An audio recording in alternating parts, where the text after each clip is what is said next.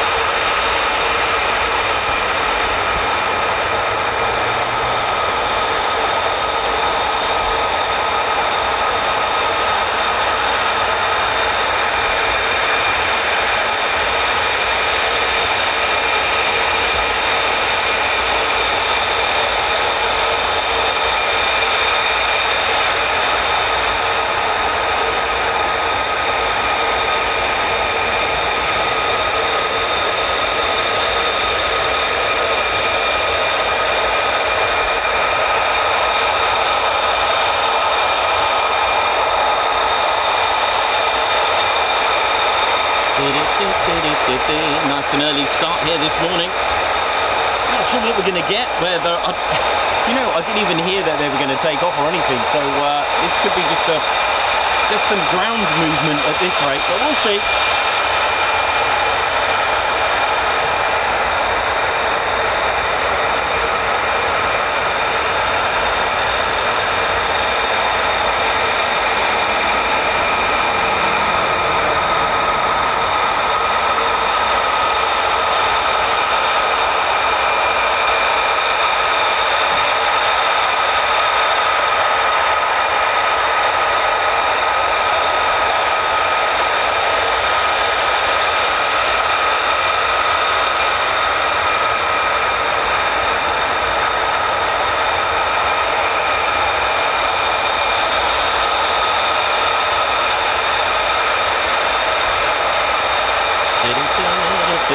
Welcome to our first day show here at RAF Lakenheath. Hope we're all good and well.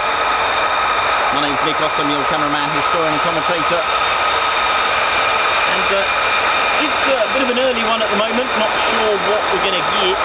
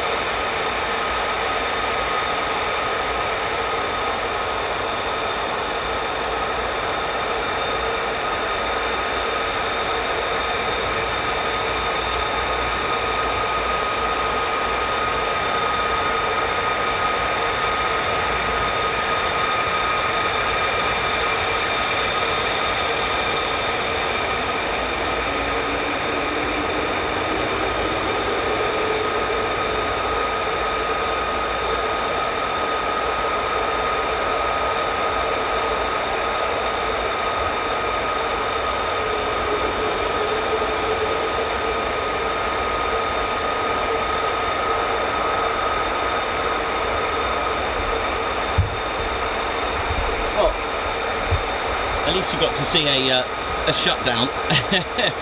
Don't often see that, but there are not many aircraft, and I say aircraft to sort of broaden the civilian military, that there's not many aircraft where you get a forward opening or a front hinged, call it what you will, cockpit. Okay, canopy. You can see the canopy sort of opening forward.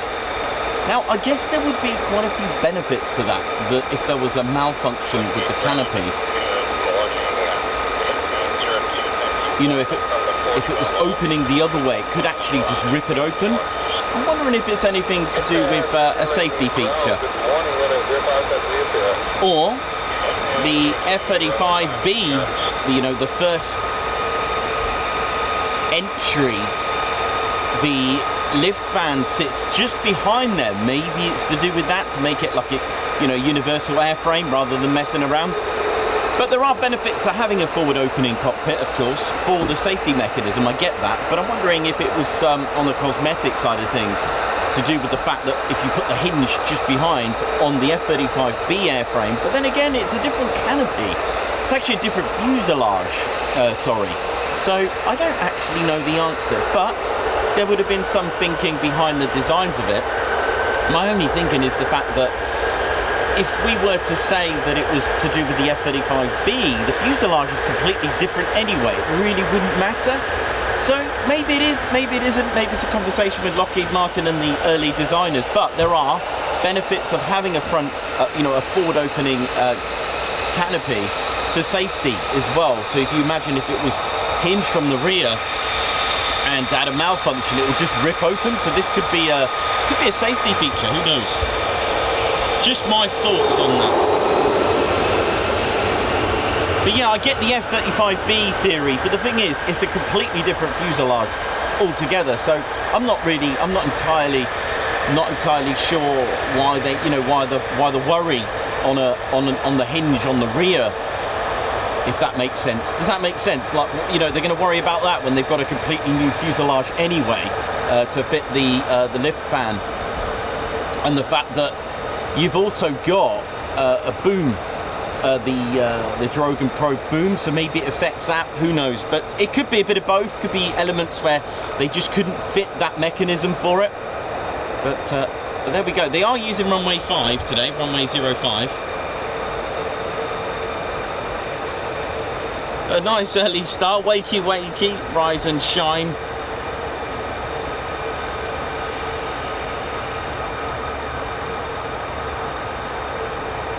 The Pratt & Whitney line. Welcome to the home of the 48 Fighter Wing. Now this is a USAF station, a United States Air Force in Europe, part of the 3rd Air Force, if you want to go even further, and the HQ for the 3rd Air Force in USAF, which the 3rd Air Force takes the reins of USAF. It's at Ramstein Air Base in Germany, and they're also the United States Air Forces in Africa HQ as well there. That is part of the 3rd Air Force. They have 10 units, and one of them does include the 100th Air Refueling Wing, the 31st Fighter Wing as well, the Heavy Airlift Wing, the 501st Combat Support Wing, and another 6-7 others. Okay, so they got 10 units in total. For those that like to know that.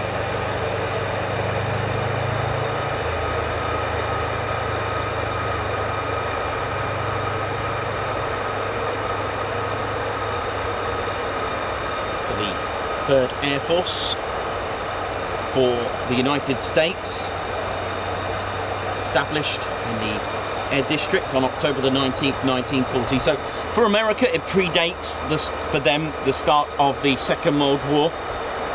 They're one of the original Air Forces, started on the 1940. They started life as South East Air District, and they were redesignated as the 3rd Air Force on March the 26th, 1941. Remember the first aviation objectives on the 15th of January. I know it's a bit early for this, 1941, they were then redesignated as the 3rd Air Force again on the 18th, 1942. Pretty amazing stuff, right? They got 10 wings behind them with an inventory of 28,000 airmen.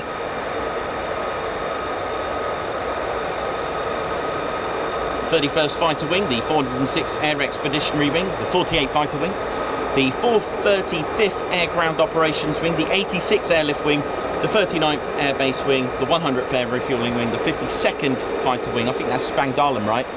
And the 501st Combat Support Wing, and I think that's 9, so I need a 10th, which should, I think I've left out the Heavy Airlift Wing. The Heavy Airlift Wing, they have 3 C-17s based at Papa Air Base in Hungary.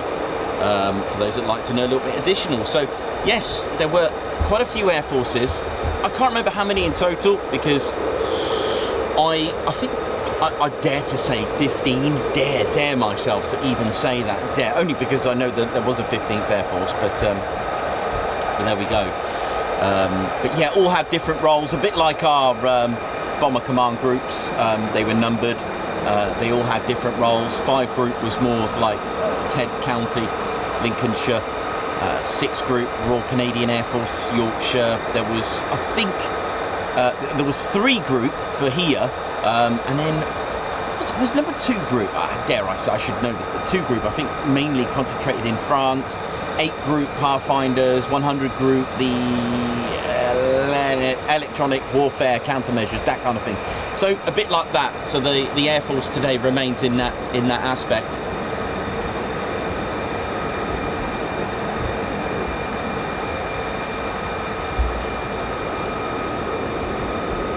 So runway 05 in use. They will be heading towards us. A nice early start for us. I had a feeling they might start a bit early today. Oh well, an earlier finish for us then in some respect, but we'll see. We'll see how the day plans out. It isn't, without going into too much detail, it isn't like it used to be pre-February, unfortunately. I won't go into detail, no need. If you want to find out that kind of thing, it's all over the news. But hey, keep it positive, keep it plane spotting, fun, military aviation. Yeah, so the days of January, January and pre that, yeah, it's a little bit thinner in movement wise, but hey, by no means not fun. It's always good fun. Airfield sweeper is in the south EOR. He has been made aware of your presence.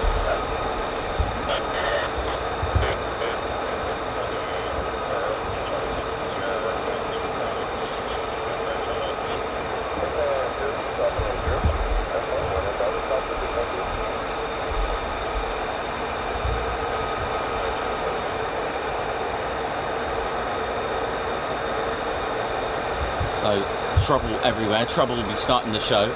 I'm hoping to see some F-15s. Yeah, the kind of routine has changed a little bit somewhat, unfortunately. Hey, but that's the way it is. And like with always, it may be repetitive, but just turn up and hope for the best. That's all you can do. It's the same any way you go with military aviation. It's not doesn't have the leisure and luxury of civilian plane spotting where everything's pretty much on a timetable. Not with military. It's done that way. Of course, you've got to remember the nature of it. It is done for security. Exposing information like that does run risks. So therefore, for us, at the end of the day, look at it in one way. We're watching the training being done here of the men and women who are protecting our skies, and we're there to enjoy their work. I know, right? How cool is that? We're there to enjoy what they do at work. We're coming to see people at work. But of course, when I say work, this is a very admirable, honourable, there's so many superlatives you can even add with that these men and women chose to serve the country and protect UK and allied NATO airspace, and of course, being United States, American airspace as well. It just so happens RAF Lakenheath is operated by the United States Air Forces in Europe, which is pretty cool because we get to see them here as well. So awesome. But don't forget, it's more than just a pilot. We have the 48th Medical who look after them and making sure that they're all fit and healthy. The 48th Medical have their duties to check the bloods, check that they're all fit and healthy to not only operate an aircraft but operate equipment. Because of course 48th Medical is not a flying unit. It is indeed something that comprises of the safety aspect in the form of health-wise, and they also protect those at RAF Mildenhall and I would imagine Feltwell as well. So that's another job. You've also got the fighter generation squadrons, the ground crew component, the crew chiefs, the armourers, technicians, the engine techs. Rest in peace, the Ball. What would the Ball do? Bless him. Rest in peace, sir. Lots of roles on the ground. The fighter generation squadrons are the form of the traditional, the 748th maintenance squadrons. Way back when, that was before the entry of the F-35s, a completely different platform. Before before 2021, 15th of December, it was just an array of F-15s from C, D, and E.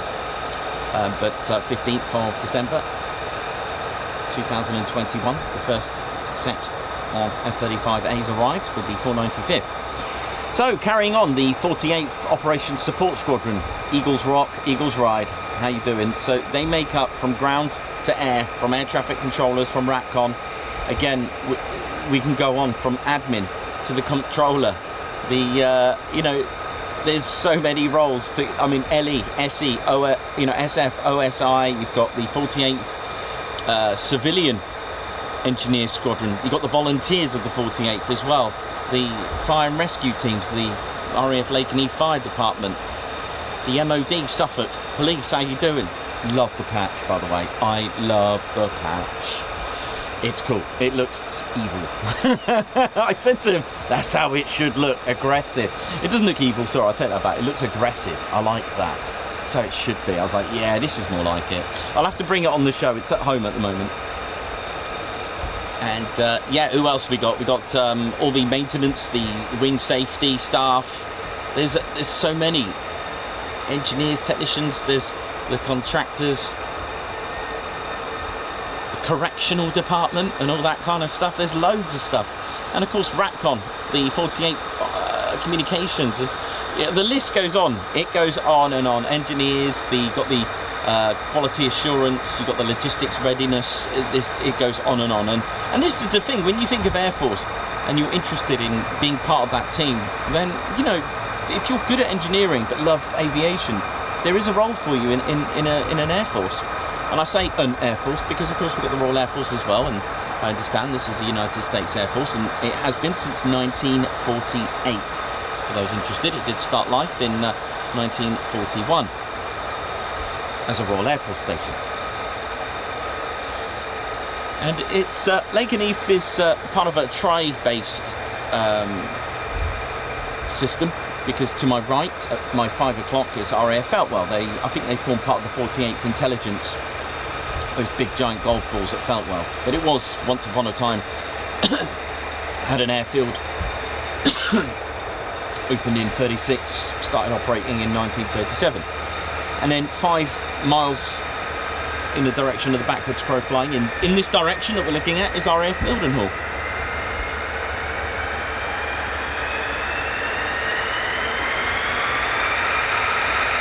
Beautiful.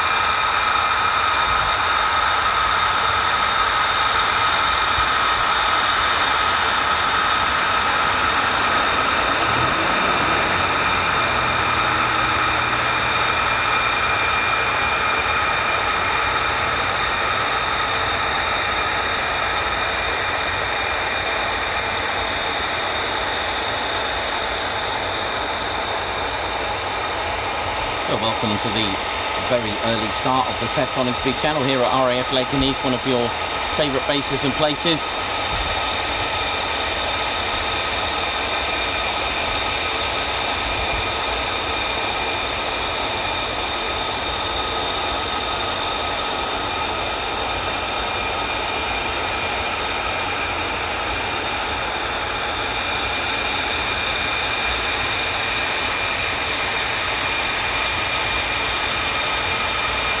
Got a lot of history. It's been involved in many operations and conflicts. It's even a Victoria Cross station from 42. Operations such as El Dorado Canyon, Desert Shield, Desert Storm, Provide Comfort, Deny Flight, Noble Anvil, Northern Watch, Southern Watch, Operations Enduring Freedom, Iraqi Freedom, Odyssey Dawn, Unified Protector. These are just some of the operations and missions.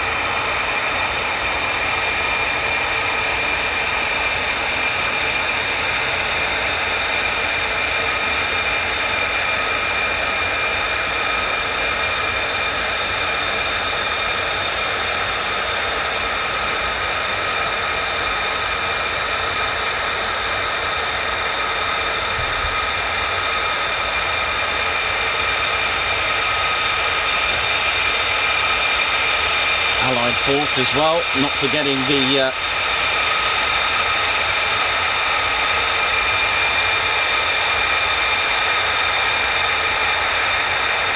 operation over the what was called the Federal Republic of Yugoslavia at the time, when Allied force strikes against Serbian targets began in 1999, 24th of March, and within 72 hours, the 493rd Expeditionary Fighter Squadron of RAF Lakenheath that was stationed at Cervia Air Base in Italy recorded 4 aerial victories, 4 MiG-29s in just 72 hours.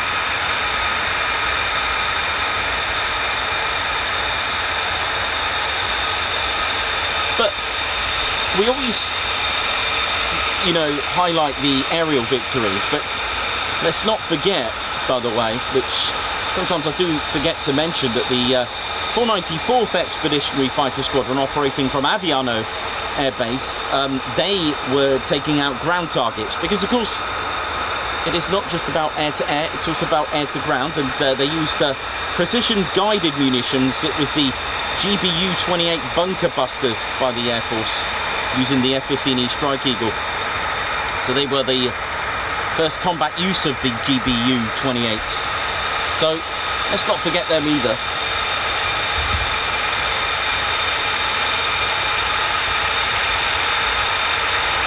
And then they took part in 2,562 sorties. That's equivalent to about 11,000 combat hours in less than 3 months.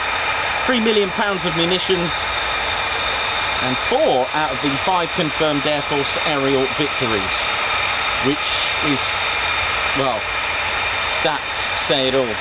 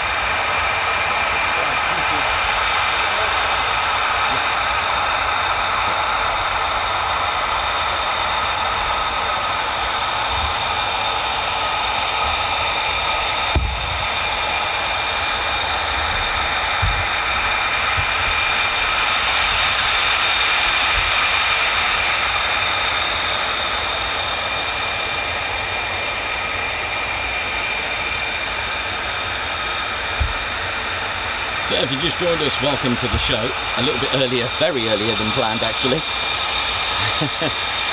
You just never know, you just have to turn up early and just see what happens.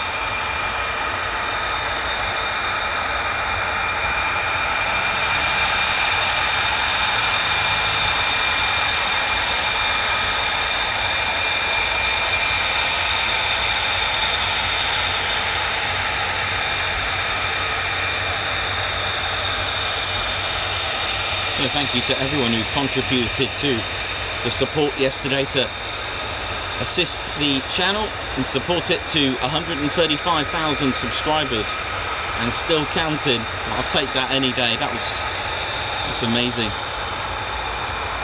And welcome to our 4th year of streaming. And you know, when I first started this, I just had a vision of just 10,000. That was like my you know, kind of like a goal, shall we say, which I thought was, you know, going to be a challenge.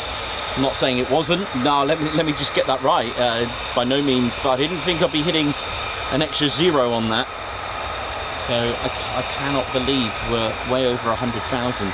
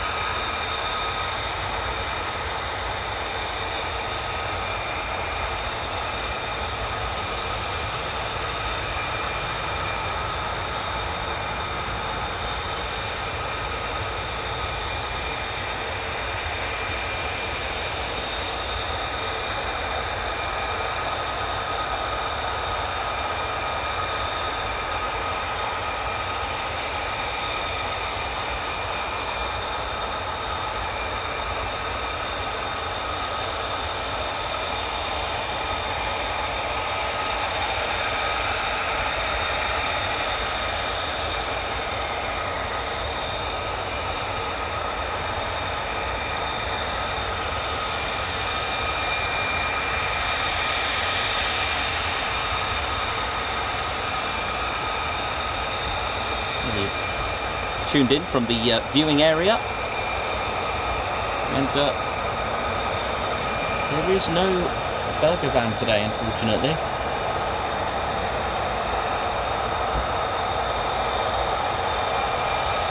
Not sure if the road is still closed. It was closed when I got here this morning, or just opening it again.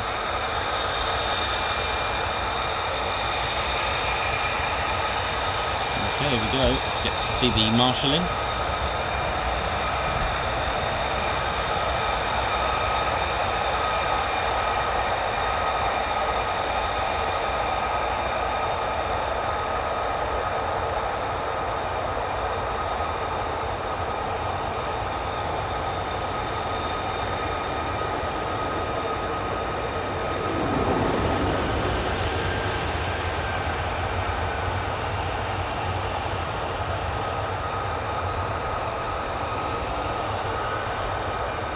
The F-35A,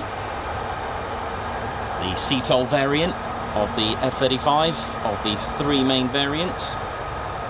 18,000 pound of payload, weighs just over 29,000 pound empty. This is the A variant, mind. It has 4 internal hardpoints with 6 external.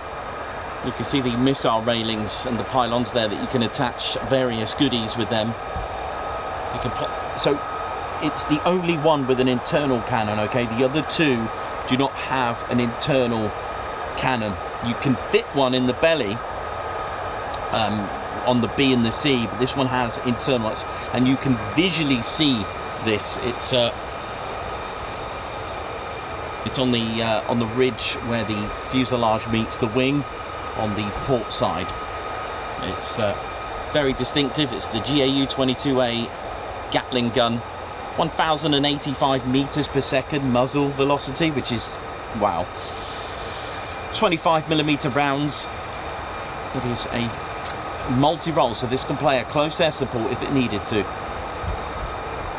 And with 25mm rounds, and they are a variety of rounds as well, the GAU-22A. They can take a variety of 25mm. You can have armor piercing, you can have explosive rounds as well. So just one or two direct hits is going to cause major damage to light vehicles and what have you.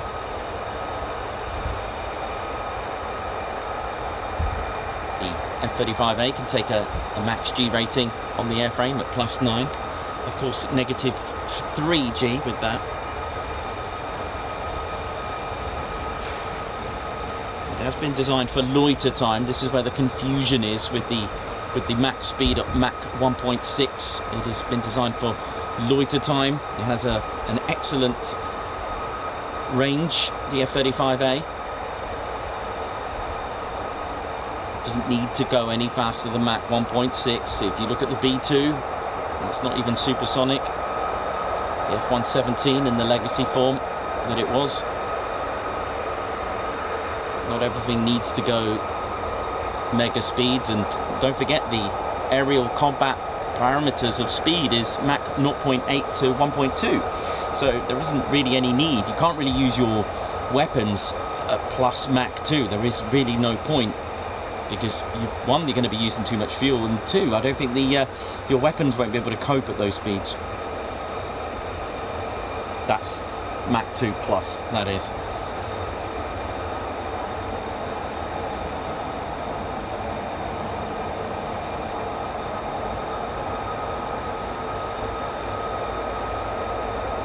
You can still hear another F-35A spooling in the distance.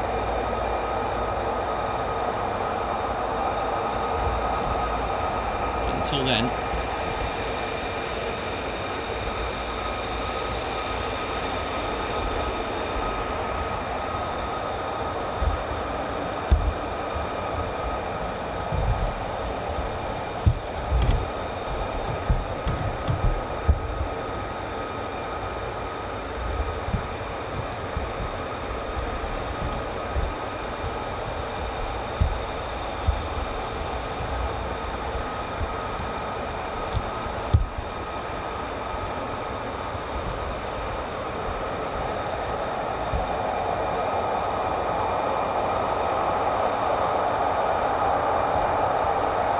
so we've got 2 on the EOR north and 0 on the south.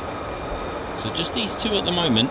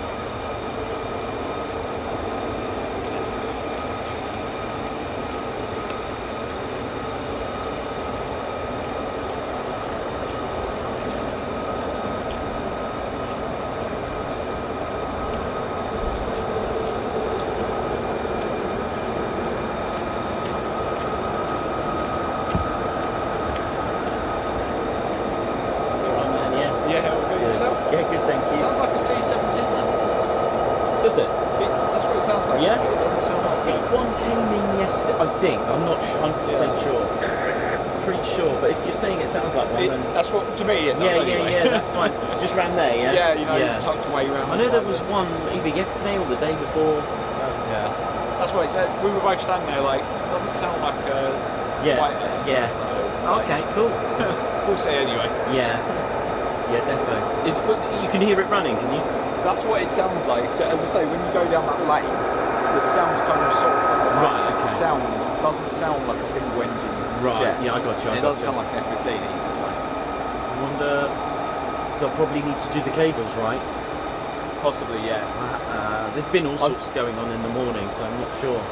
Yeah, I'm not even sure which end we're going to be today because there's no wind. No, they're using 0.5 at the minute. There's hardly any wind at all. No.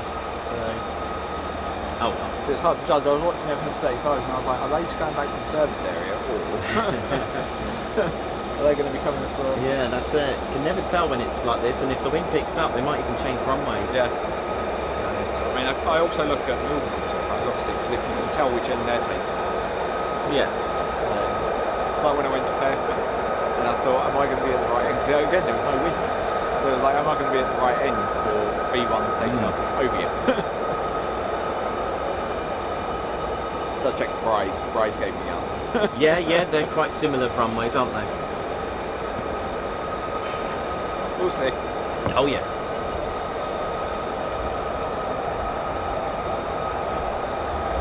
Oh gosh. Trying to headbutt the camera. So 2 became 3.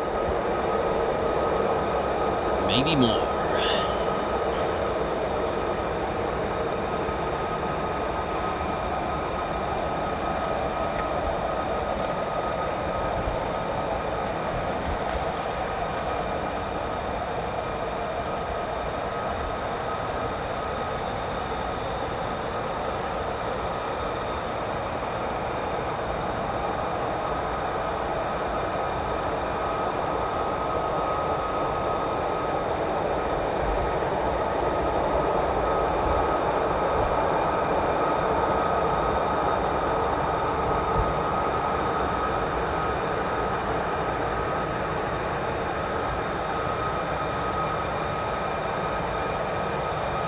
So welcome to the Ted Coningsby channel, live here at RAF Lakenheath, home of the 48th Fighter Wing. They have 4 combat-ready fighter squadrons. The 492nd Fighter Squadron, they fly the F-15E Strike Eagle.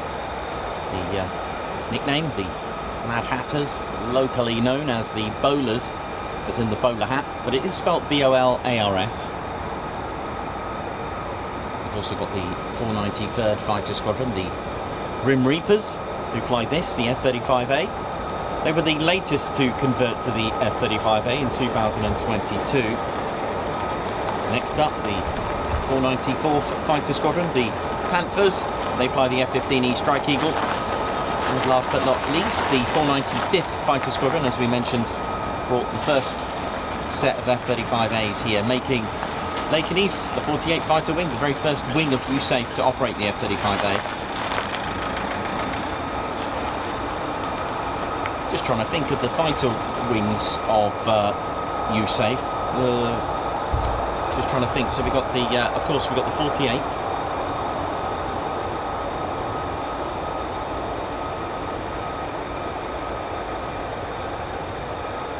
Got the, do you know, I've lost it. It's the 31st Fighter Wing Aviano. All right, we've got the 48th and the 51st, right, Spangdahlem. I've actually totally forgot the unit there. He's actually left me.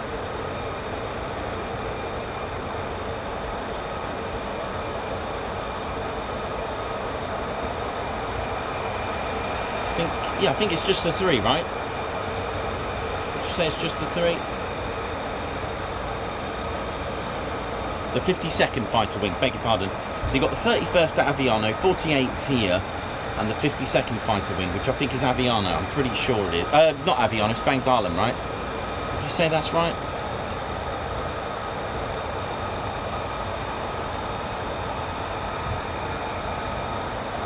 pretty sure. 50 seconds, Bank Island. Yeah, I've just had a little look. No harm in having a little sneak.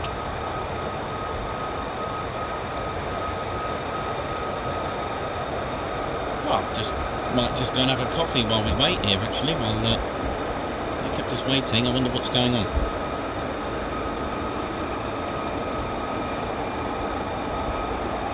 Nice early start though, isn't it? But if you have tuned in, don't forget to do your checks. Give us a like, give us a thumbs up. You've been cleared to touch and go on the like button. Do give this subscribe a low approach, just in case you haven't subscribed already to your one and only Ted Coningsby channel. Give it a pairs departure with the notification bell button as well. And give yourself a bit of a ground crew by sharing and caring. All these things are free. Tune in, sit back, relax and enjoy.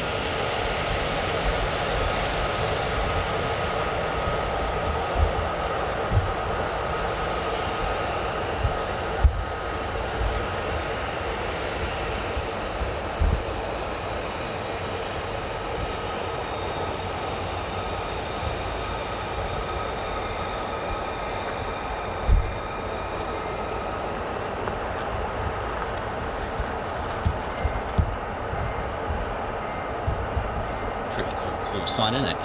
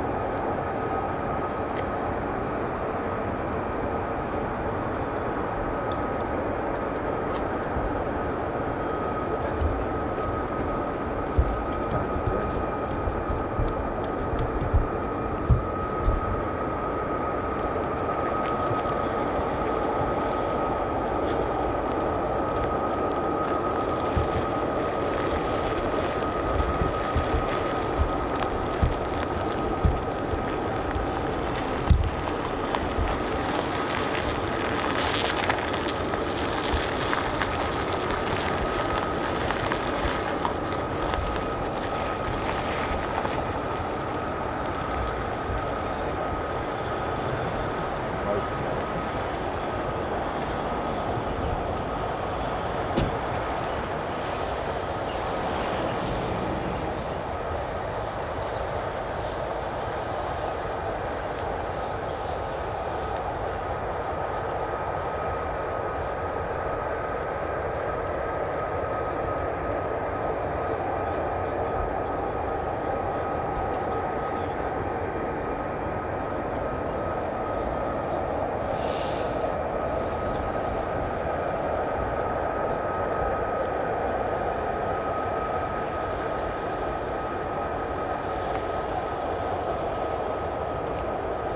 Welcome to the Ted Coningsby channel, runway 05 in use.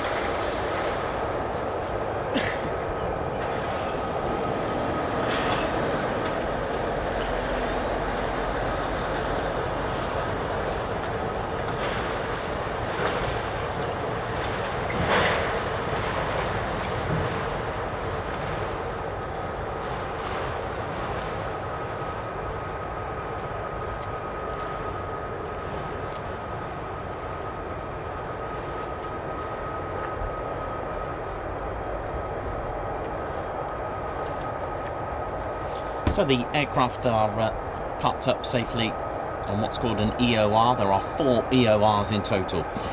2 at runway 05 end and 2 at runway 23 end. Now there's 1 EOR on the north of 05 and on the north of 23.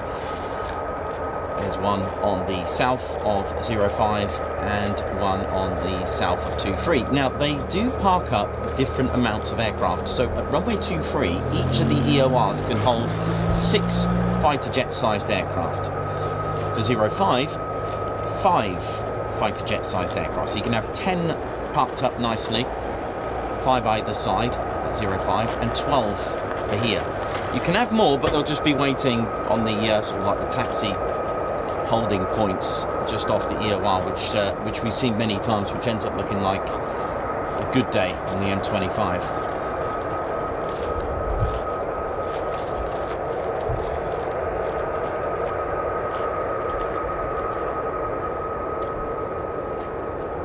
For those who don't know, the M25 is a highway in the United Kingdom that's notorious for being the world's most busiest car park. Mind you, wouldn't mind seeing some F-35s on there. Well, I'd be a little bit concerned by there's an F-35 on an M25. I don't know what me and Reggie and all the bears are going to do. There's no burger van today, so we may have to get a bit of an Uber Eats or Just Eat, Deliveroo.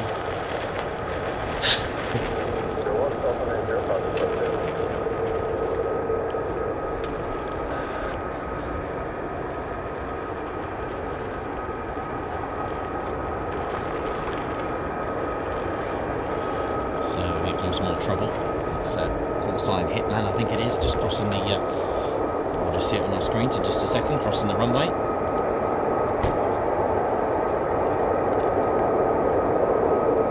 There isn't much wind, it's very calm, it feels like it's below 5 knots.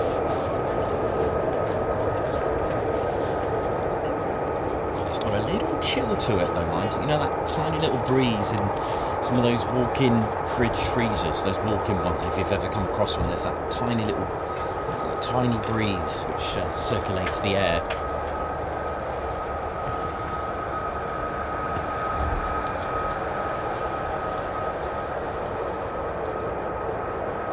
Speaking of cold, remember the fascinating fact on the Ted Coningsby channel that there isn't actually such thing as a scientific energy as cold. Yes, there isn't such thing as cold. It just means lack of heat. That's right, you can't actually have energy cold. It is just lack of heat. How fascinating was that? I know, a bit too early in the morning, so we'll leave that.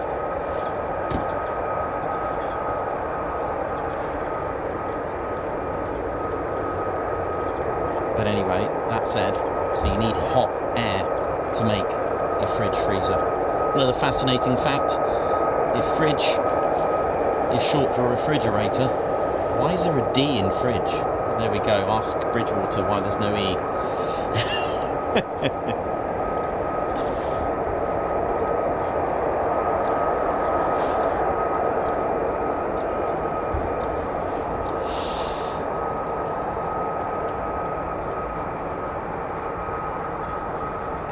So we've got 4 F-35As.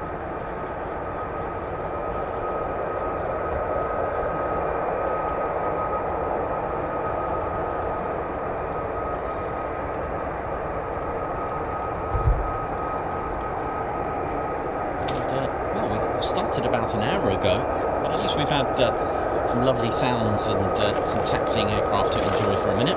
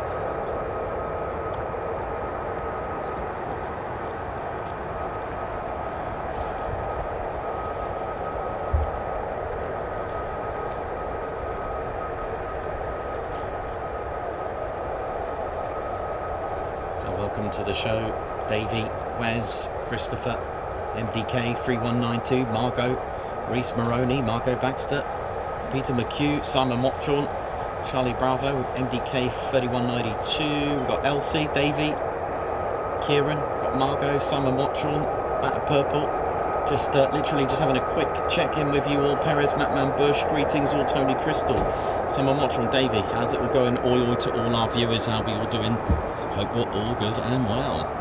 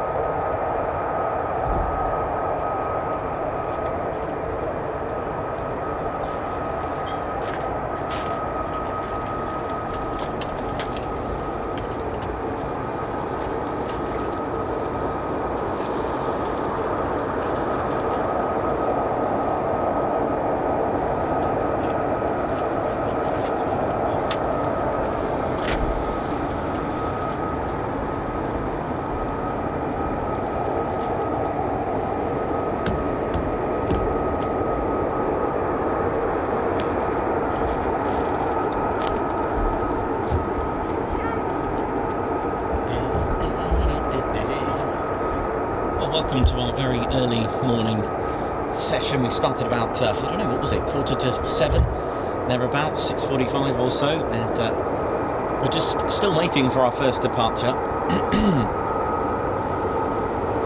There could be a number of reasons, infinite reasons. Pick one for the delays. It's unknown to us.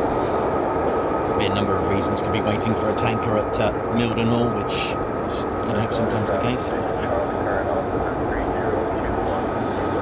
Could be waiting for other aircraft to join them. Not just here. Could be another aircraft to join them on an exercise. They could be running delays. They could be changing plan. There could be troubleshooting, which there was. They could have missed out their opening opportunity for their flight plan. It could be delays. They're probably submitting another, you know, it could be, like I said, it could be a lot of reasons, loads of reasons. Some restrictions that have just opened up, some traffic, anything, literally anything. Don't panic. I'm sure we'll see something take off today. Could be an issue. Could be an issue with the runway. There could be a heavy coming in and they've got to reconfigure the cables. Again, these are just some reasons for the delay.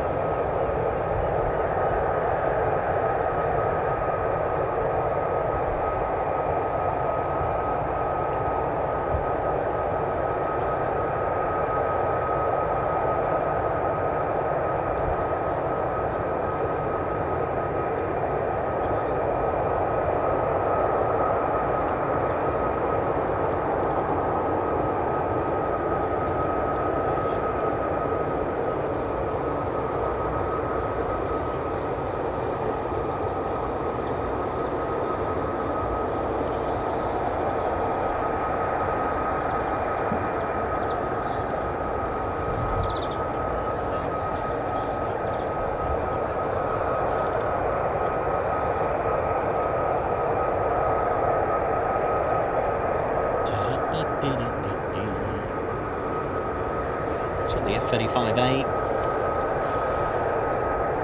the F-35 itself, the A variant,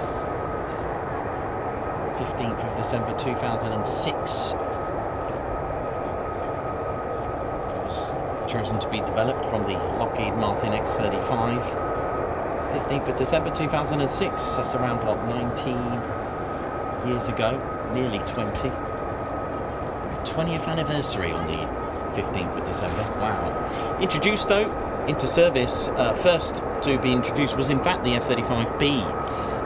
That was on the 31st of July 2015 with the US Marine Corps.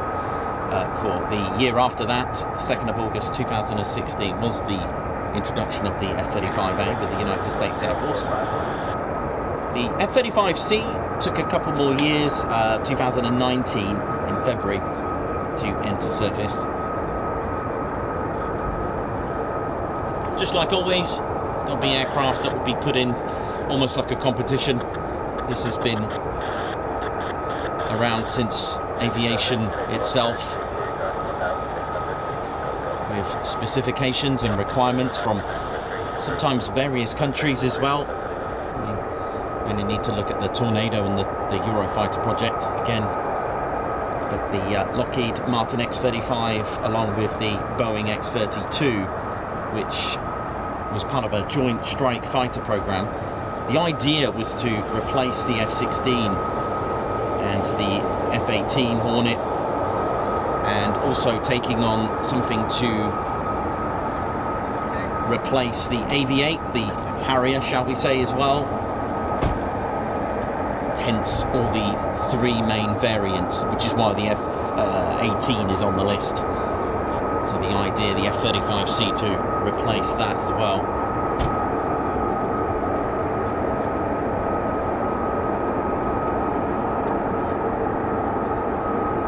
But it was the Joint Strike Fighter program, the JSF, which it came from. And it was kind of like a 1980s, 1990s idea. They needed something to replace the Harrier. And inputs from the Royal Navy, US Marine Corps as well, to try to develop a Stovall supersonic fighter. And Lockheed Skunk Works, they did their thing, doing their research and their stealthy supersonic ideas that they do.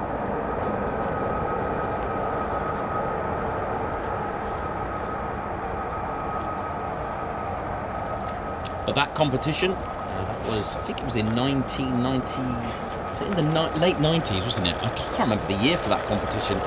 But I think it was 97 where the X-32 and X-35 had a little challenge. I think it was 97.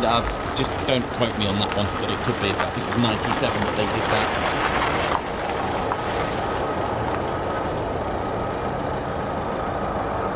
The X-35A first flew on the 24th of October 2000 as its prototype. Then you had the X-35B for the Stovall testing. That had a lot of design differences in the, for example, the prototypes of the X-35B. If you look at it, the lift fan hood is actually a twin door system. I think they did 2. I think one had 2 doors opening on the sides. They did they did the serrations, and they found that the airflow going into the lift fan wasn't good. Hence, that's probably the only bit that's quite rounded, as in openings and hatches on the F-35B. If you look at it, everything else is serrated. They did try it, but they found that it really massively impacted the airflow to the lift fan. The X-35C, that flew on the 16th of December 2000 as well. There were a couple of... there were 2 engines, by the way, that was decided for this, believe it or not. I know Rolls-Royce with GE nearly came up with their... I can't remember the number. What was it? The F... do you know what? I'm trying to remember the number. I'm trying to remember what they had. There was another engine from... It was a GE Rolls-Royce...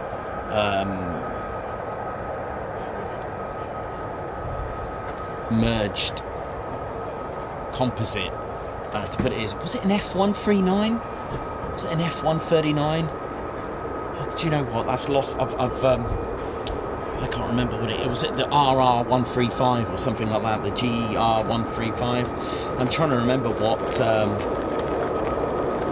Trying to remember the engine off the top of my head. All these numbers and lots of engines and components. But yeah, GE and Rolls-Royce were actually in the running. But if I remember correctly, the idea was that Pratt & Whitney had a lot more. I think the engine, the Pratt & Whitney's F135. PW100 had a lot more. It was a lot more in its mature development, so they opted against the GE Rolls-Royce. I don't know why I've got F139 in my head. Whether it's that or not, I don't know.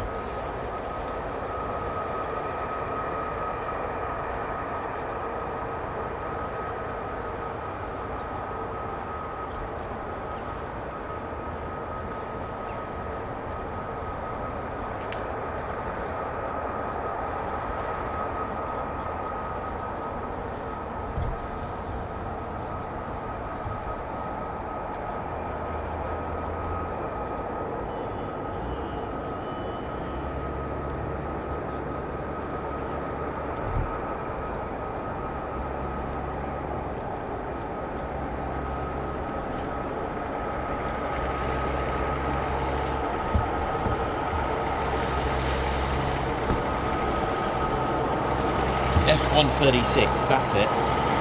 It was a F-136. I was close. I just got the 6 upside down.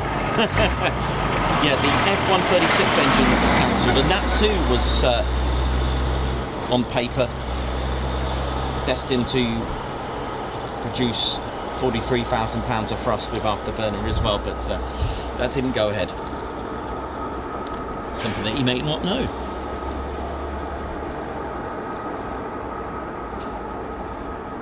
Well, we've had nothing departed yet. It's been a good hour.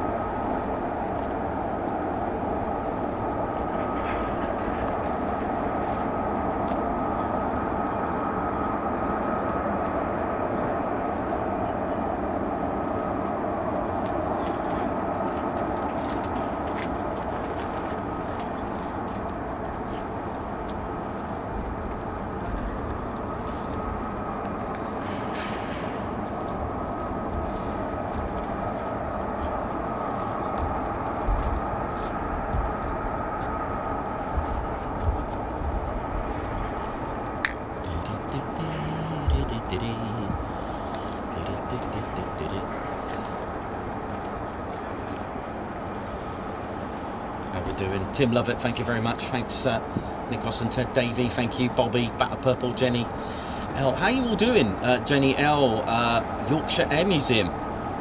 Cool, they do. Actually, it's funny you mentioned Nimrod, actually. I believe they're moving that Nimrod. I did have a email actually from them regarding getting some footage of it. So I do need to catch up with that. Goodness me. Clansman Boyd, thank you very much. Have a great day. Thank you so much for the super. That's amazing. Thank you so much. Simon Watson, how you doing? Dave Holloway, what up? Still need to get down to Bryce. It's been a while. Bryce is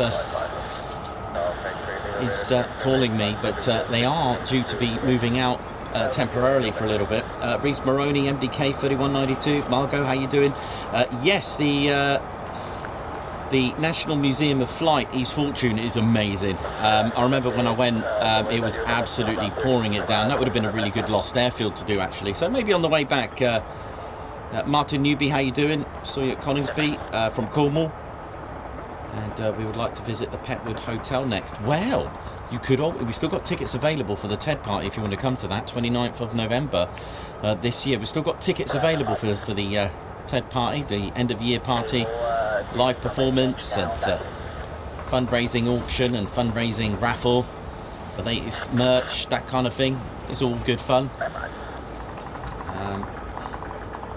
So yeah, it's all good. So I'm not sure what the delay is. I don't have that kind of information, unfortunately, but they're there.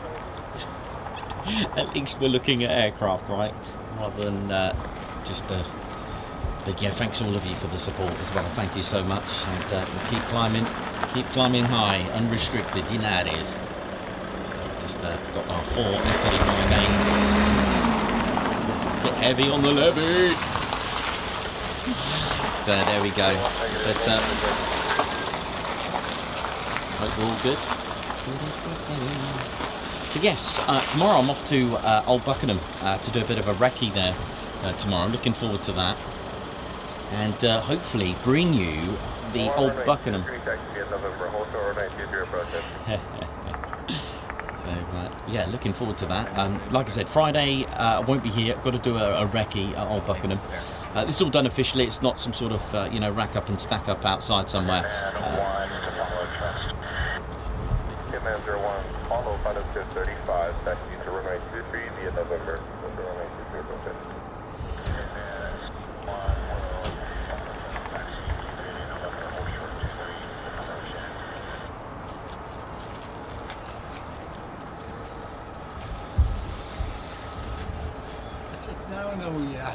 Hiya, you're right. On YouTube, Oh, cool. How you doing? All right. I see it on YouTube, but I get it.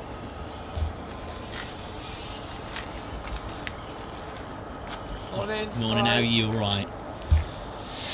Well, hopefully good, ladies, gents, teddy bears. And I'm wondering if they've changed runway. Just having a little.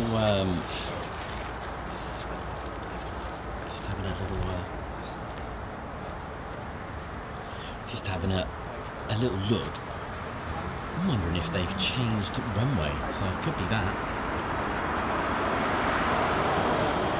Pretty sure I heard halt short, runway 23, which is good. I just fancied a 23 today. Do you know, I just fancied seeing some afterburner. Is that all right? Are we good with that?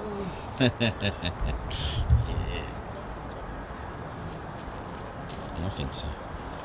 So welcome to the Ted Coningsby channel. We're live here in Suffolk, RAF Lakenheath. Hope all good and well. Welcome to the show. And I've got a feeling they may have changed runway, which is probably what the delay was. I know that if the wind is below 5 knots, which it does feel like it, they can use the westerly favoured runway. It is a thing, the westerly favoured runway. It is actually a thing. It is a preferred. I don't know why. It's just the way it is. It's a preferred. I think a lot of people have contacted me, off channel, regarding why our runway numbers. Why our runways aligned in the way that they are. Okay, why is it there? I was also thinking out the box. Imagine a rotated runway. Imagine one that can just move, so you wouldn't have to worry. Can you imagine that? Can you imagine a rotating runway? That just have a it's probably impossible to do, but that would just solve all the problems, right? That would just solve every single problem. And this was the thinking behind the grass runways. You can just use the T-bar and just take off from any direction because you've got a grass patch somewhere that you're going to take off from. It doesn't matter. But anyway, someone asked me, and what they did, they'll take the local mean wind. Okay, what that means is that they'll have equipment, and what they'll do, they'll see where the wind is more they'll see what days the winds have come from, all right, and they'll take a mean and average, idea. And there is a thing called local wind. And they've done that because aircraft do take off and need to take off. They don't have to, but they do take off into the wind.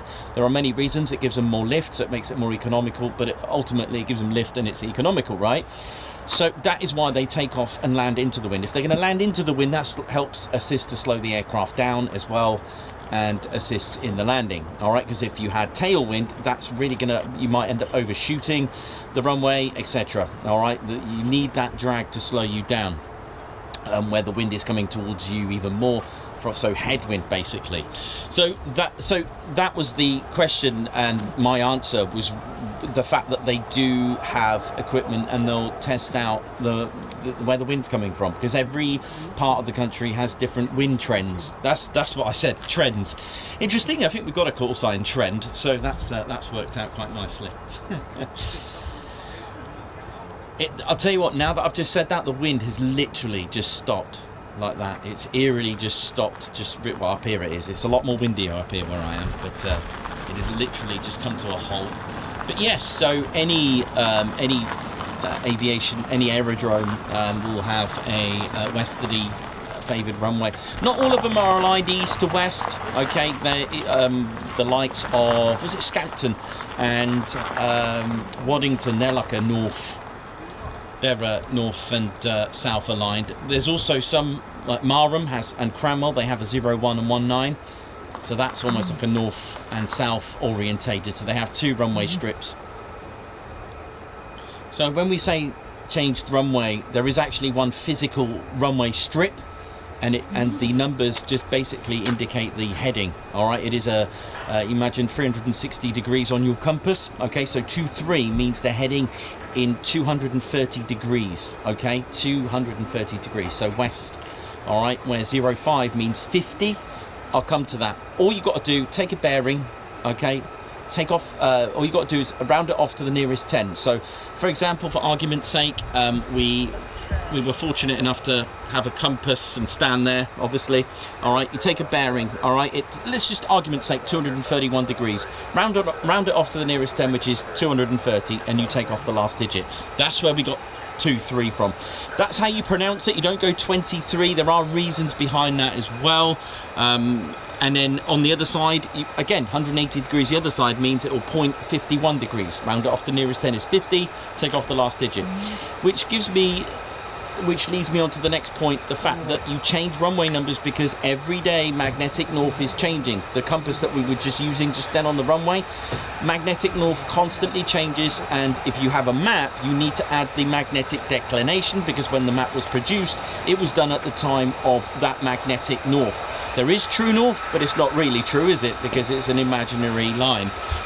It's an imaginary north. So the more north you are, the worse it is for changing runway numbers every few years. You may notice runway numbers change because we're rounding it off to the nearest 10. So if it was 236 degrees, the nearest 10 is 240. All right, so obviously we went more east this time.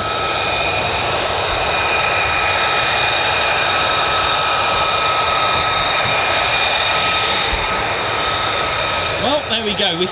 A change of runway right there.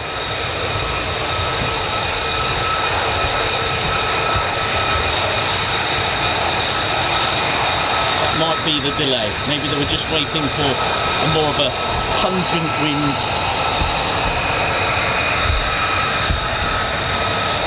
Now you probably, if you just tuned in earlier and then tuned in now, you probably think we managed to leg it down the other end, but no, we're still here.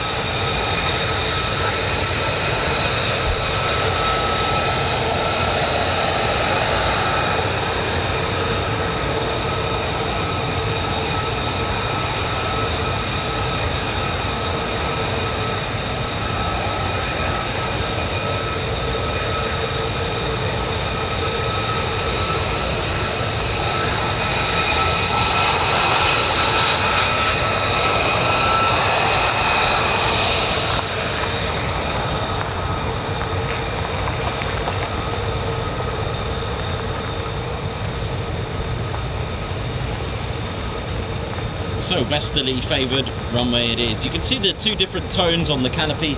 Another classic question I get asked, why are they different? Well, I can tell you one thing, from the inside they look the same, but it is a coating applied. It is like a radar absorbing coating, a spray, a coating for electro absorbing material, because the two worst places for radar return is in the cockpit and in the inside the inlets. Okay, so what they've got there is a coating which can make it appear orangey and bronzy or blue.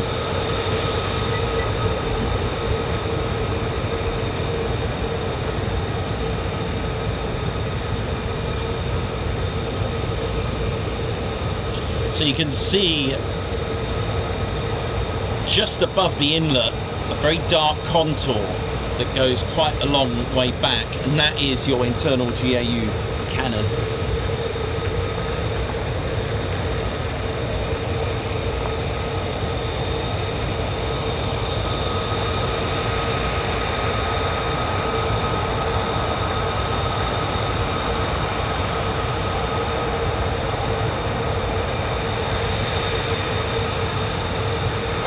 The LN, that's the tail code for Lakenheath. Every station of the United States has a tail code. LN is here. Wasn't always LN for Lakenheath. Between 72 and 73 on the Phantoms, for about 9 months or so, they had LK. Reasons behind that was because where the original air traffic control tower was, just to the right of these, which is not there anymore, the original, it's still got the original airfield code, LK. I think that's why they did it. However, LK, it was actually designated to Little Rock in America, in the United States. So they swapped it to LN. I know they tried to keep things traditional, but it didn't quite work out.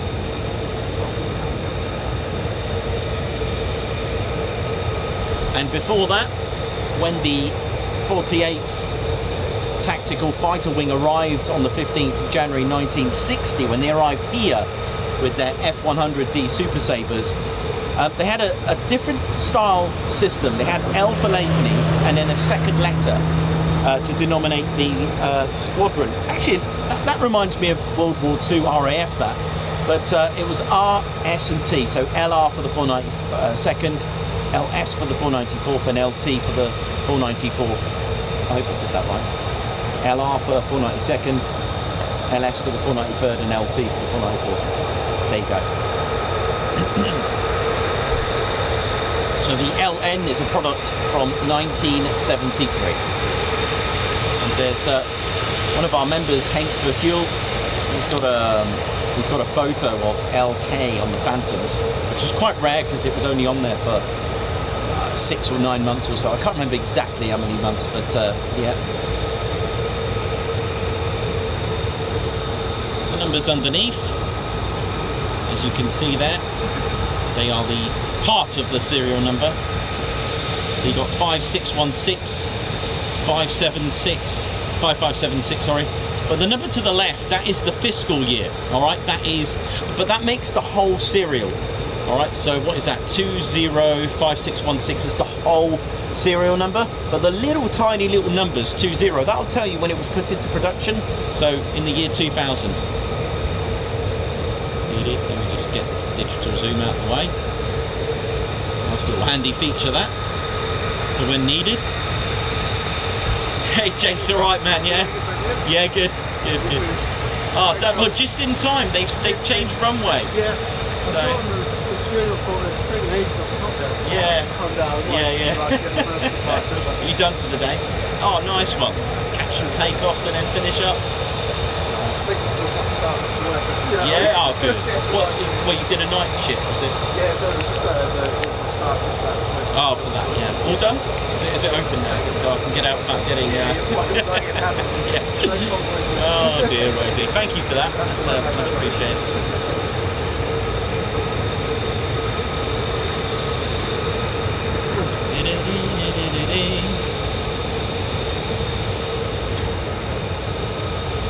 So So sometimes you get a special tail on these. There is one dedicated to the squadrons, and there's also one dedicated to the 48th OSS, the Operations Support Squadron, as well. They've got a nice little eagle on there, that's kind of cool.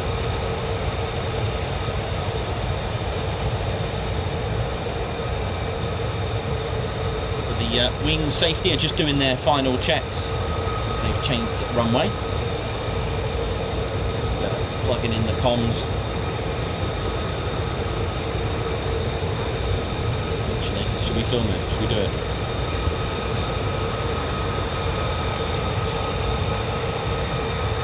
Changing the, reconfiguring the back system. That's the barrier arrestor kit as they've changed runway. So there's a lot of work involved. It's not a case of let's just change runway and taxi down, take off. You've got to get all the safety elements part. You've got to get the RAG or the barrier arrestor kit all done. So this is kind of cool to watch this. Spreading out the weights to stop it from getting too slack, the cable.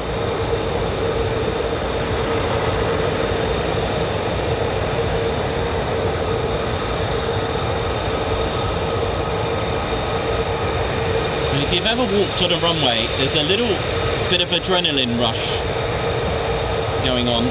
I can tell you that from my experience. It feels odd stood on a runway like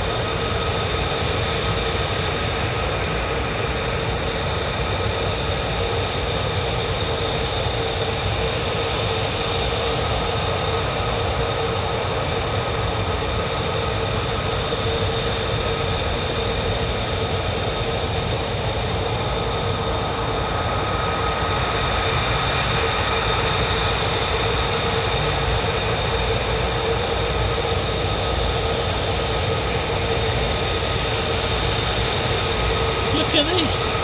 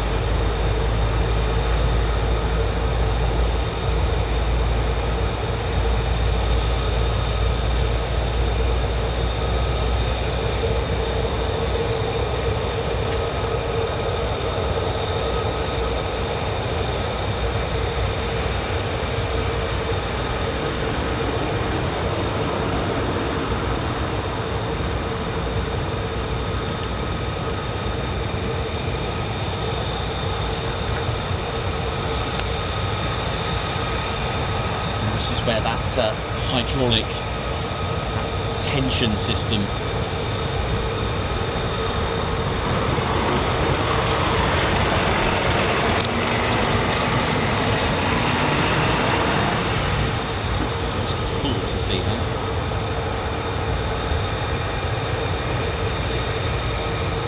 Optimus Prime.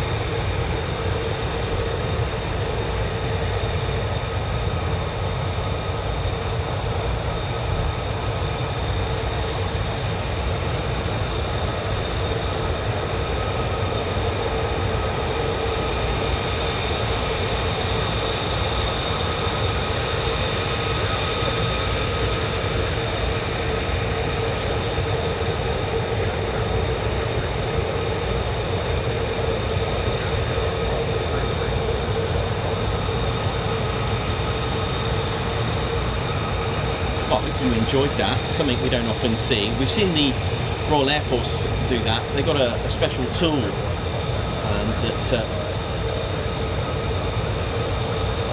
that spaces out all these. I don't know what to call them, dumbbells or grommets. One of the two. They've probably got a special name, but yeah, that was pretty cool. So they have to do that every time. It's the same with any aerodrome, civilian or if they have them, of course.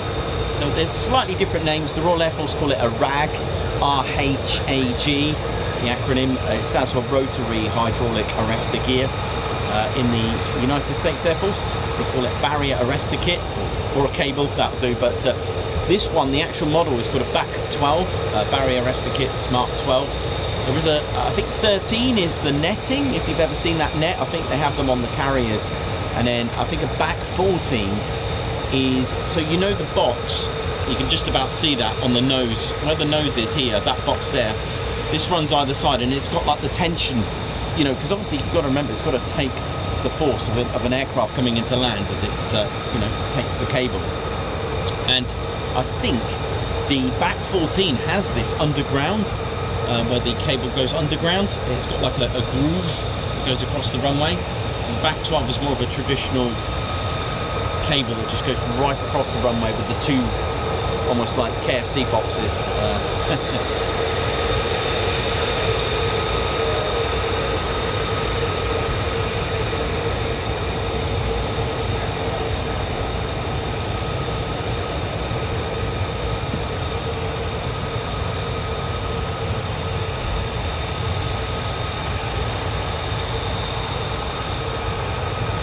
Safety just coming down again, just to make sure that it's all done and checked.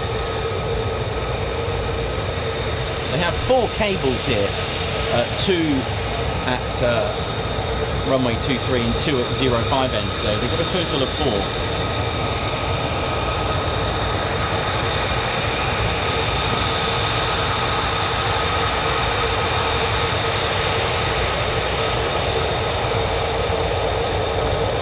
Safety are back.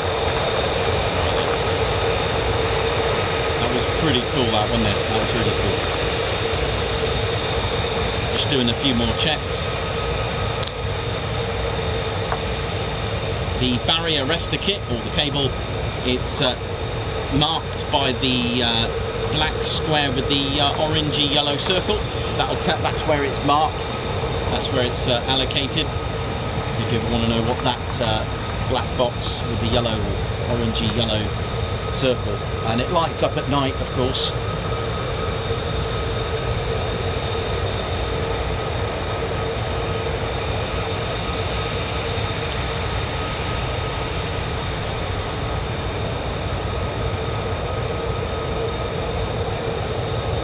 So they've been running their engines for nearly 2 hours now. 2 hours. Wow. And yeah, there are some very interesting conversations that go on in there, but we'll leave that offline. I mean, what would you do for 2 hours? I mean, have you ever heard of car syndrome when you're stuck in traffic and you start to lose the plot? But mind you, sat in a £100 million jet, you know, gives you a chance to admire it. I mean, I know I'd like to spend 2 hours sat in an F-35. I'd love that. Although I got to stop the curiosity of going, what does that button do? Yeah, there is that.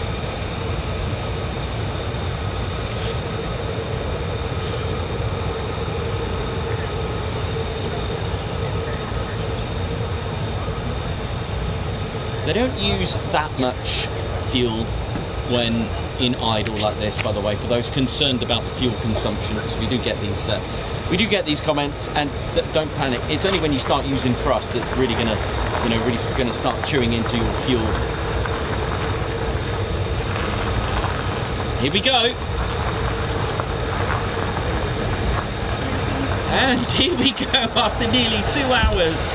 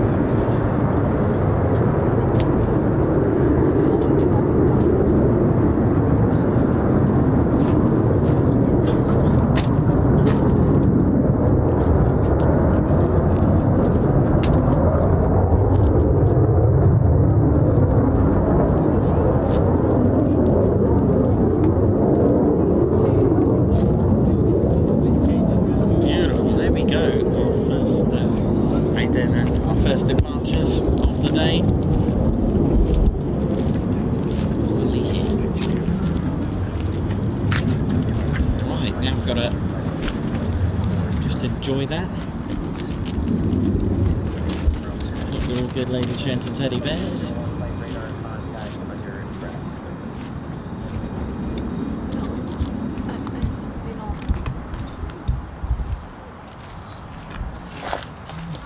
All right. Yeah, how's it going? Patches and t-shirts. Is that what you're looking for? Yeah, let me come down because I think we've got a bit of a wait. I'll be right back. I'm just going to go and grab a quick cup of tea, ladies, gents, and teddy bears. One sec. Perfect. Okay. Come on, we need to go now. How you doing? All right? Yeah, good, thank you. Do you want to say see ya?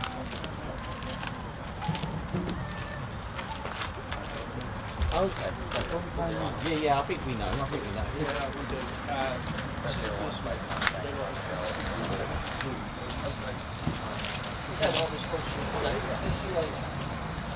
Thanks a lot. Take care, all right? Enjoy your day.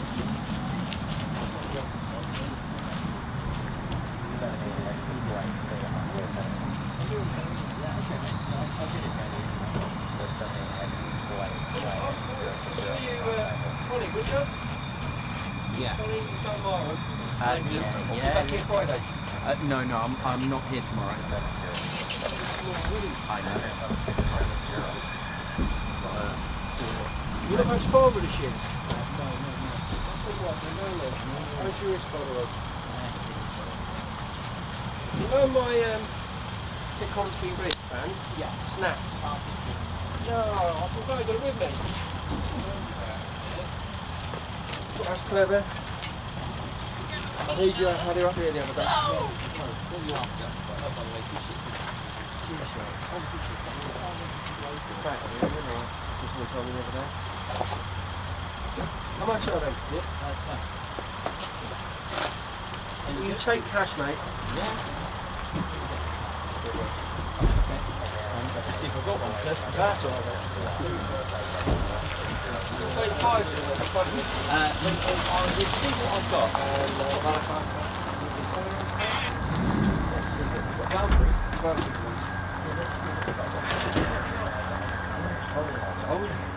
Oh, Do one. right. You've got these when you get home. Right, there you go. That's Oh, nice all right. one. Yeah. Just a bit.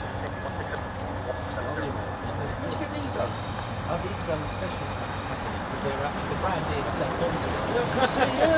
Yeah. You've got copyright on it. No, two. Yeah. What size are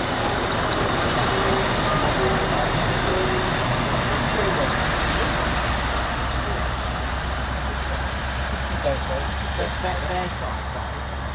Small bear size. Nice size. Let's say as well, just in case you want to deep, but on that brand, we'll go one size. Alright, I'll explain that. These ones. Yeah, I like this. It's pretty cool, man.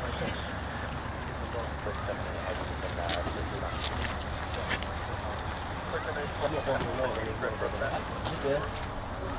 Look after you, mate. So you went off for the channel. It's not cheap to run the channel, is it? I've got a black top tank. Oh yes, I know a bit of that. Oh yes. And I think we've got an F-35. Yeah, I do. Right, what do I owe you? What for these? Yeah. Do you want the white one as well? Or? Yeah, yes, go for it. Oh, okay. Well.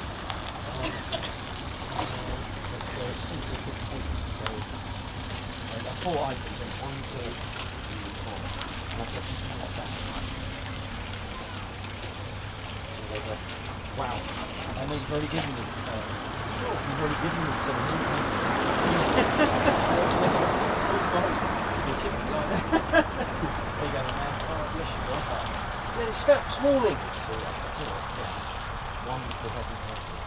Oh, you're a You've ledge. done 4, so. What else you got merch-wise? Well, Yeah. I've got patches, I've got I saw these guys out here, so I'm How sure you they doing, did all that. right? He's just like amazed that he actually gets to see Ted Coningsby. Really? He watches him on YouTube, so he's like, "No, Mum, who's this?" Really just trying to race with Coningsby. So we had to come and see you, basically. Yeah, so I've got the Lakenheath patches as well. How you doing? All right. Was it these that you're after, the Lakenheath ones? Yeah. They're 20 each.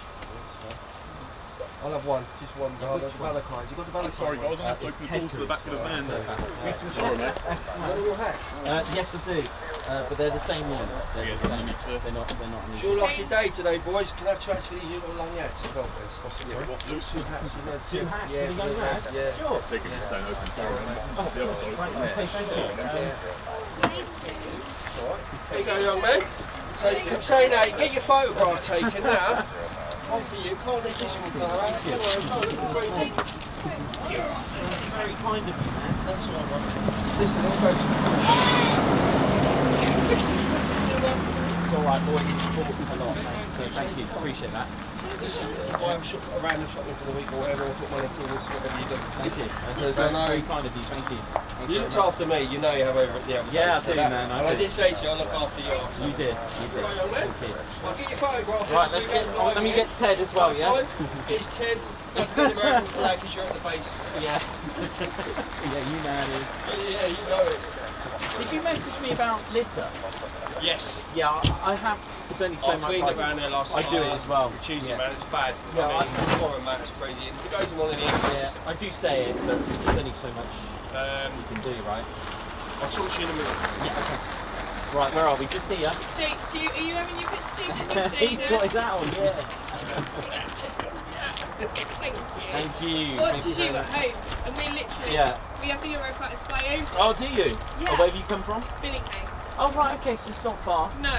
Not far. Yeah, but. That's my generosity for the years. You made his day. You made his day. as well, you know. Thank you very much. Thank Bloody you. man, I'll take the company. Say hello. Oh, it's very wise to use ear defenders. Oh yeah.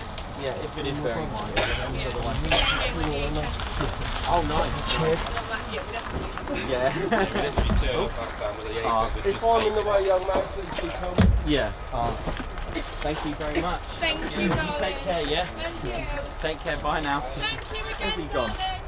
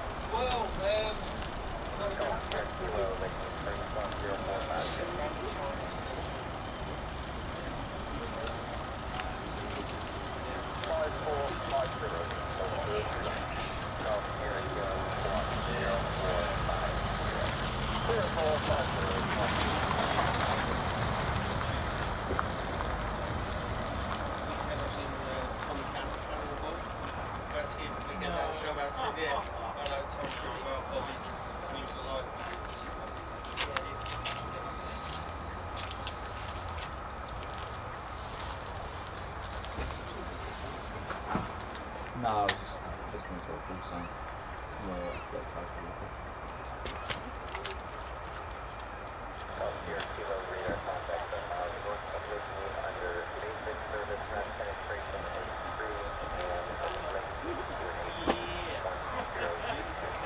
Yeah, I will. Yeah, I will. Then yes, sir. Would it be possible to verify your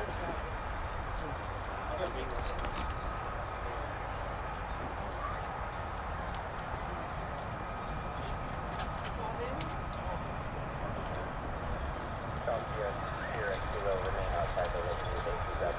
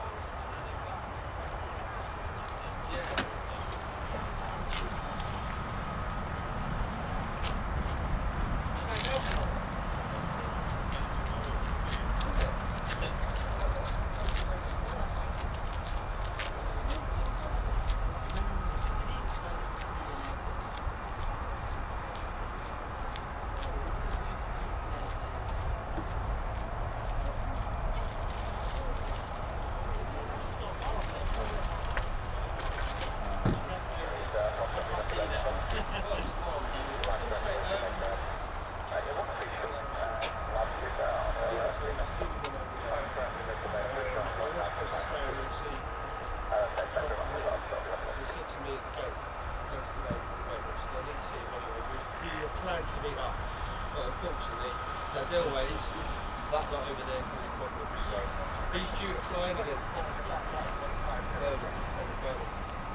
So plan, yeah. Now I'm not sure whether it's going to be here or he's going to fly. Right, where's the base up north? Well, he's going to go to Manchester.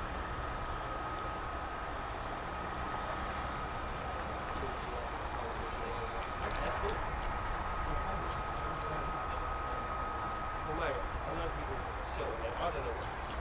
Nico, I don't know what to make to actually get how much you get from it. But for me, I was thinking the voluntary side of things. It's just.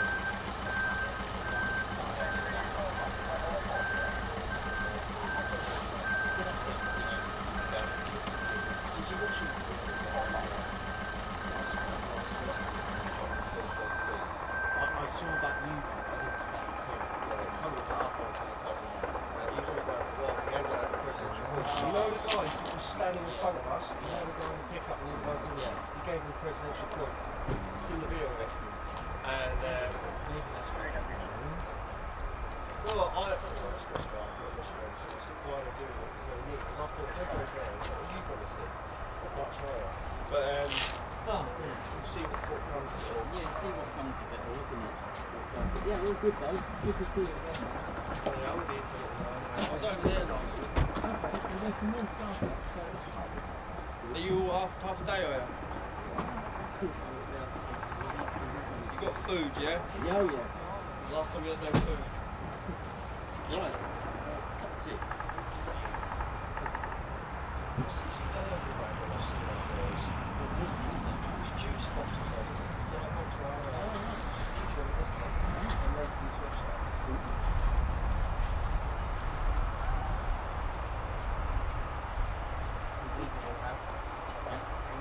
Yeah, that's great, man. That's good. Good news. You're cool, man.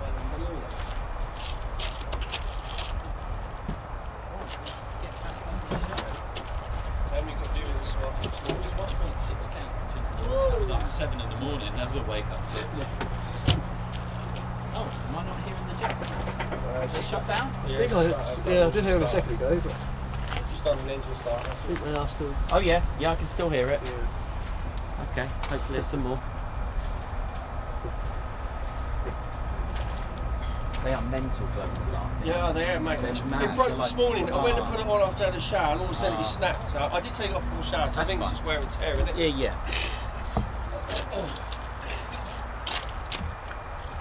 Hey guys, going down there, alright? Was there any comms for these? Or? They were requesting call sign because of Reapers again. Oh, so- good. That's all right. Because I was thinking, right, had they taken off at like 20 to 7, we would have had a long wait. So it worked out quite nicely. Yeah, there was a big delay. I don't know if you heard, they were waiting on the live firing to get back to them, but there was no communication. What, Whole Beach? I think I heard Whole Beach. Yeah, they were saying Whole Beach most recently. But this morning it was Donnernock, maybe? Aberforth, I think. Where, sorry? Aberforth. Oh, okay. Oh, Wales. yes. Yeah, they have been Got the doing loop, that. didn't they? Yeah. There's a lot of loop work and whole beach The work. window there. Right, let me just gotta I have to invest in the rain now. Yeah. push What's this. big for that one? 140, I think it was. Yeah. So someone should change the area. Yeah, so this one you can usually get off the websites that sell Is them. that radio? Yes. Yes, yeah. I've got mine. Yeah. So you can usually get the It's area Radio at the World, same yeah? time. Nico? Downside of these, right? Sorry, That's right. You may have done it, but downside. You know the convenient little clip. Yeah. Where it holds trap it in the door. Have you done that? No, Yeah, because no, I haven't. that's why mine's like a Z shape. Yeah, yeah, like that. Oh yeah. my days. That's been trapped in the door. That's what happens. But there we go. Right, Back up, mate. No, back mate. up. Here we go. I've got my cup of tea, so we're all Cup of good. tea, that's it. How we doing, ladies, gents, and teddy bears? Are we still here? Yeah, we're still here. We're still going. Oh, what a morning! And as you may have heard, had they gone off when they were originally going to go off, well, we think they were in the morning. 6:40. We would have had a bit of a wait, but as you can hear in the background, you can probably hear the Pratt & Whitney engines spooling on the F-35s. So hopefully more takeoffs. And currently the runway has been changed to 23. The PAPI lights just need to come on, by the way. They're still not on at the minute, but They should be. Let's all go.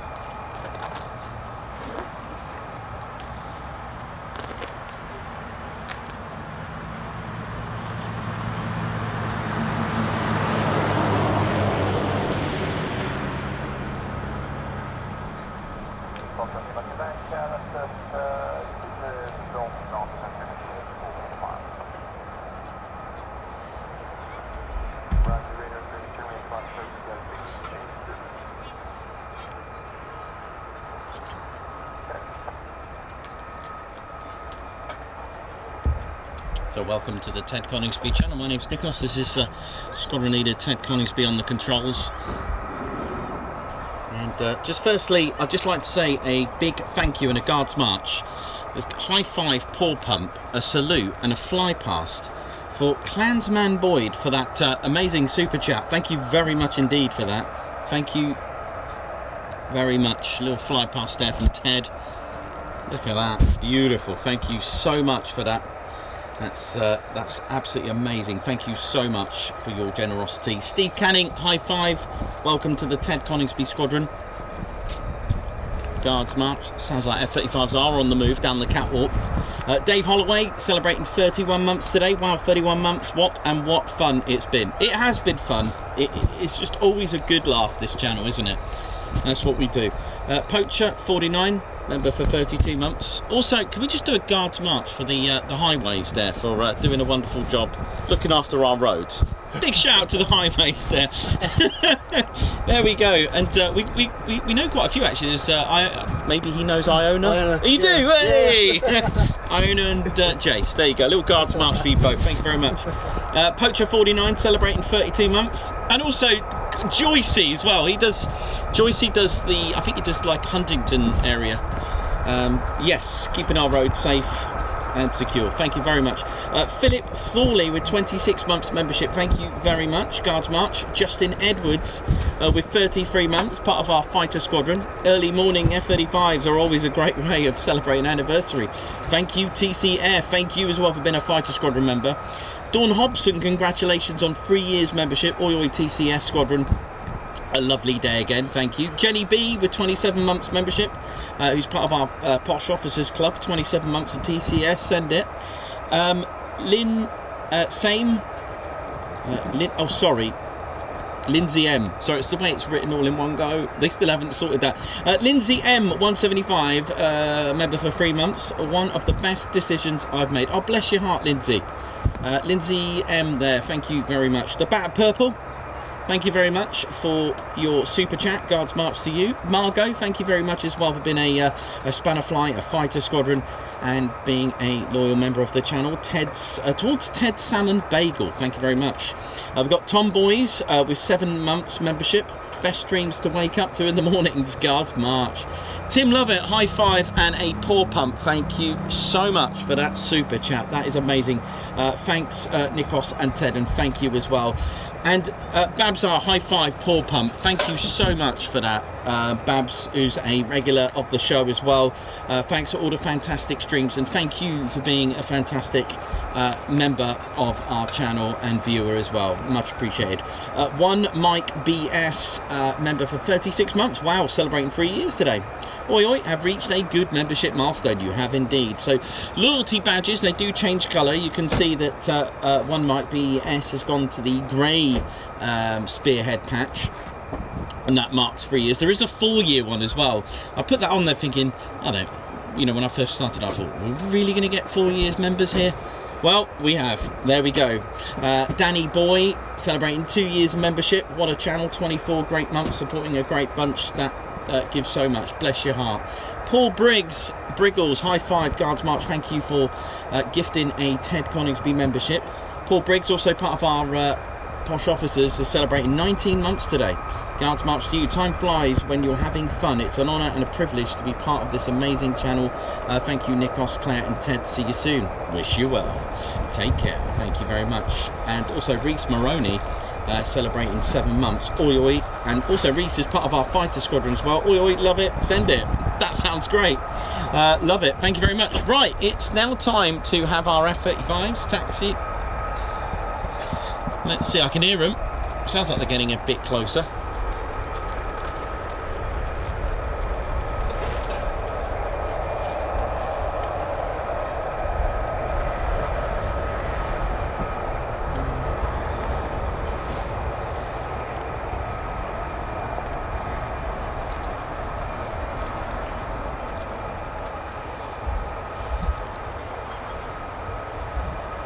So we've had four F-35As depart, and hopefully we've got some more coming out very shortly.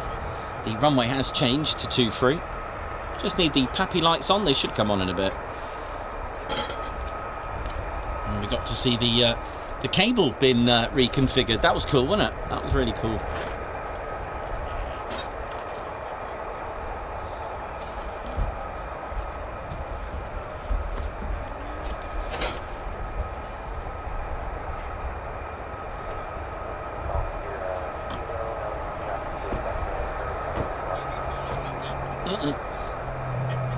Not yet. I haven't in the 4 years I've done.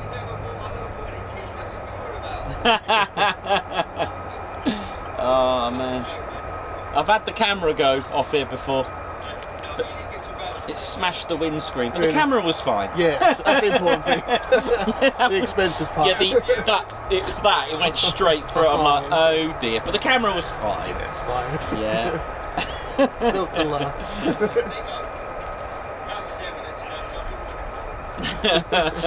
Oh, it was live when it fell as well. That was even funnier. People saw the.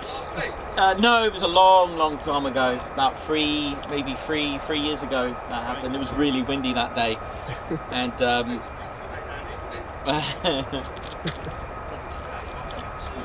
I've had when I used to have 2 cameras.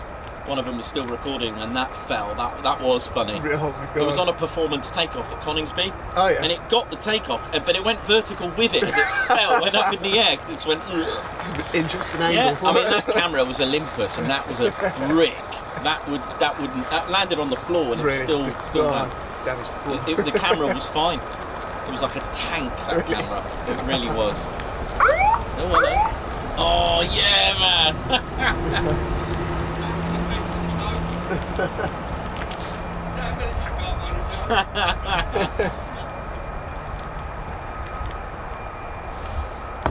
Right, let's put this cup away. Yeah, nice.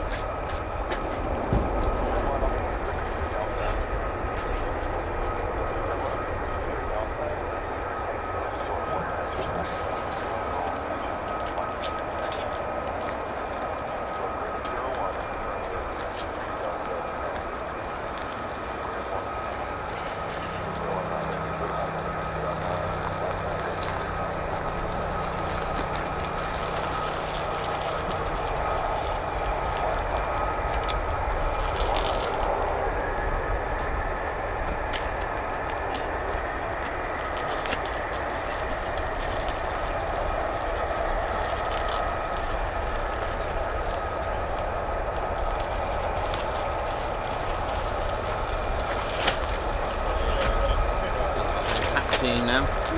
Getting closer. Here we go. So it's time for more trouble. Here we go. I hope you've enjoyed the 4 years of Ted Coningsby streams. They've been fun. They've been good fun doing them, you know. They've been challenging. They've been fun. You may have heard in the background of dropping cameras and the weather, thunderstorms. Do you remember dry rain when I come up with that one? Dry rain, rain that you can pick up. Yes, I don't know what come over me, but what I was trying to say, hailstones. It was almost there. Yeah, Hull Beach, where I had fish, crabs, and God knows what been flown at me from that storm that just had my name on it. Oh, it's been good. It's been absolutely brilliant. The whole process, the good fun, the people I've met, just absolutely incredible. It's been a really good journey, and as you've heard earlier today, with so many with milestones, with 3 years plus. We've got a few members that have got 4 years as well, and I just didn't even think this would even happen, but it has, and here we are, still going, still flowing. As long as Ted still has fur on him, I'll just keep going.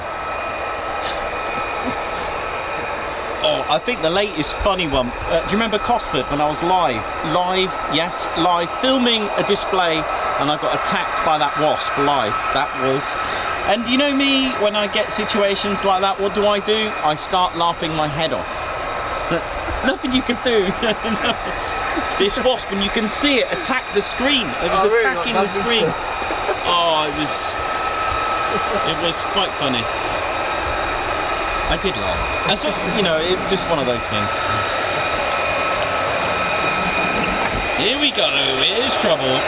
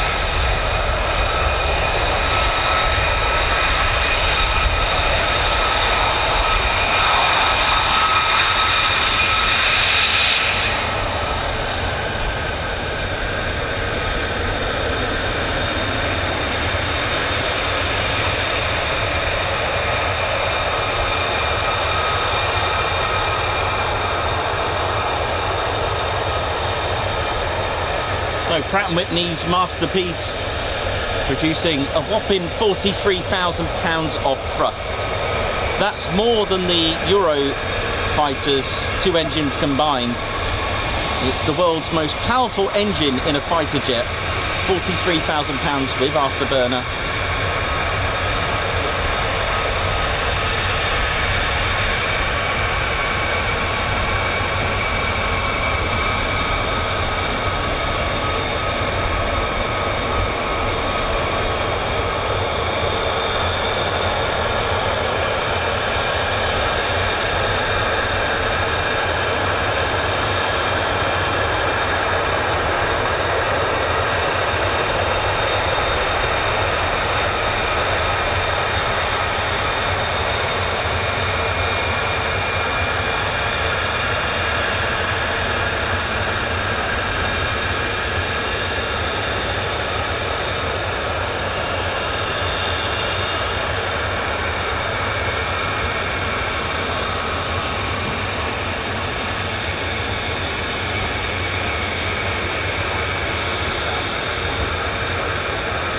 So the F-35s are covered in what's called RAM, radar absorbing material. It's a type of paint that's got iron ferrite, and what it does, that absorbs radar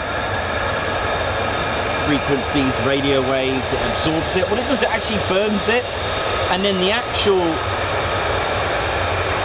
aircraft frame itself actually absorbs the heat, so it takes it. Because I always wondered, well, doesn't the heat create an IR increase? But what it does, it burns the radio waves, and then the actual airframe absorbs the heat. Really clever. So Lockheed Martin got a patent on the radar absorbing material, which can absorb frequencies. The range is from 0.1 megahertz to 60 gigahertz, which means that the category of the S-400 ground-to-air advanced anti-aircraft missile launcher can't pick this up. It's also got radar scattering tape. I've got to remember, radar scattering tape is full of serrations on it to scatter the radio waves. So a bit like if you get a torch and just shine it at a mirror, you'll see the reflection, that kind of thing. Well, the idea is, with all the serrations that are around the whole of the aircraft, scatter the radio waves, ones that are left, away. So what does this all mean? Well, the radar return is nothing more than a golf ball. That's it, a golf ball, 5 centimeters squared thereabouts. So that would register probably as just a bit of background noise on enemy radar. It won't pick it up. And the idea for stealth, the thing is, a misconception of stealth, it's not invisible. It doesn't mean invisible. It doesn't mean completely undetectable, because, well, we can see it.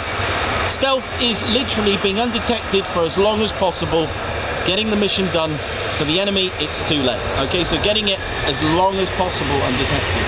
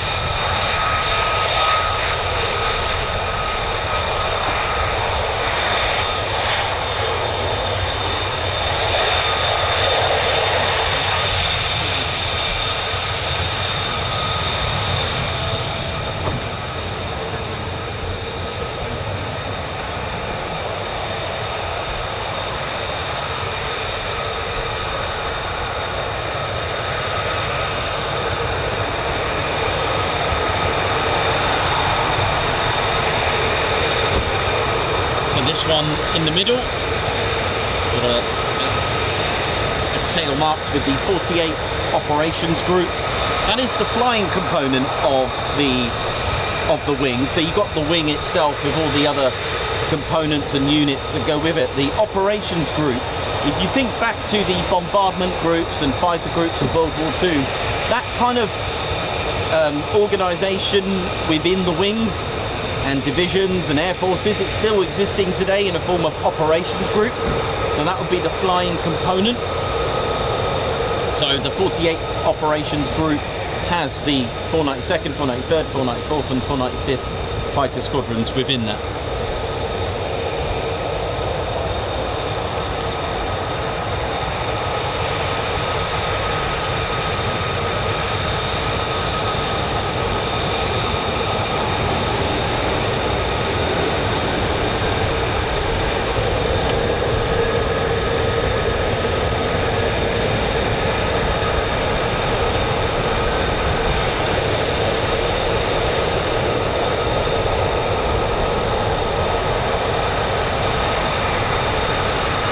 So you've got like a sword in the middle of that shield, and it would have Latin written around it. So that's the third one, the one in the middle, and it will have something like vulneratus non victus. So to interpret that from Latin to English, it's something like wounded but not defeated. Okay, I hope that makes sense. I hope I've translated it, or rather interpreted it correctly. Because sometimes things don't have a direct translation; they have more of to interpret something. So that's my interpretation of vulneratus non victus. So it basically means, although wounded or injured, we're not defeated. So we get back up and get going again.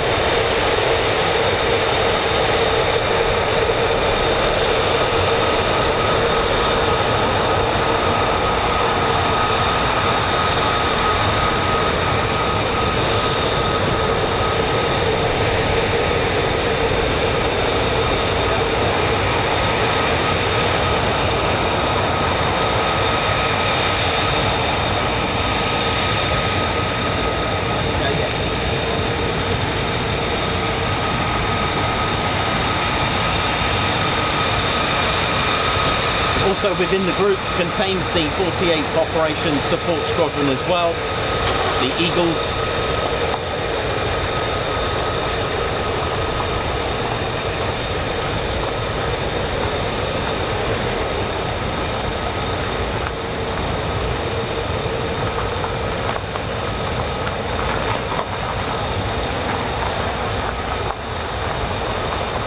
So that emblem that you're seeing, that was the original 48th Bombardment Group Light, which activated on the 15th of January 1941. So that was the group's first ever, and still is, they're still using it today.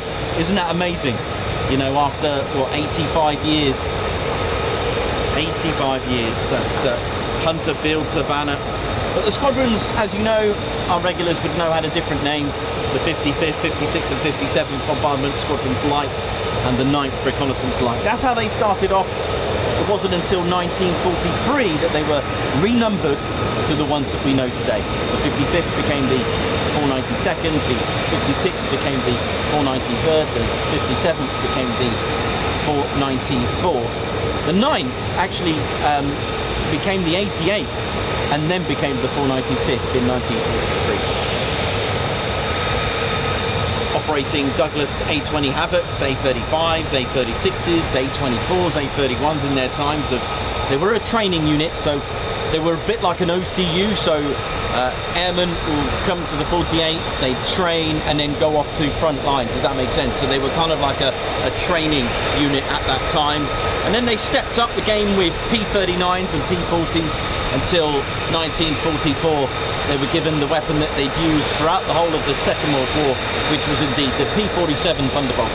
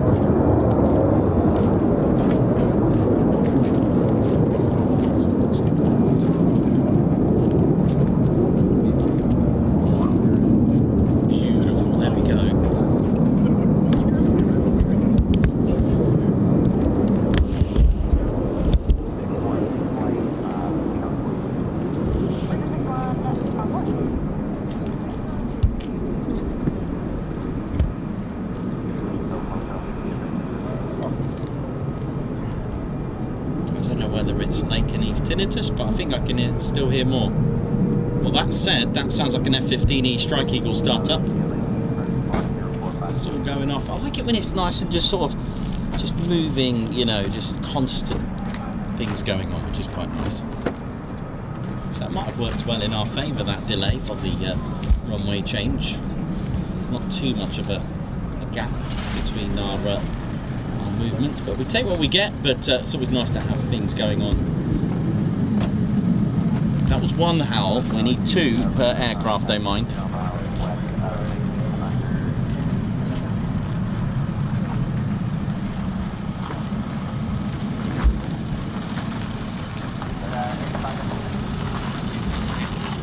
Yeah, that sounds like 2.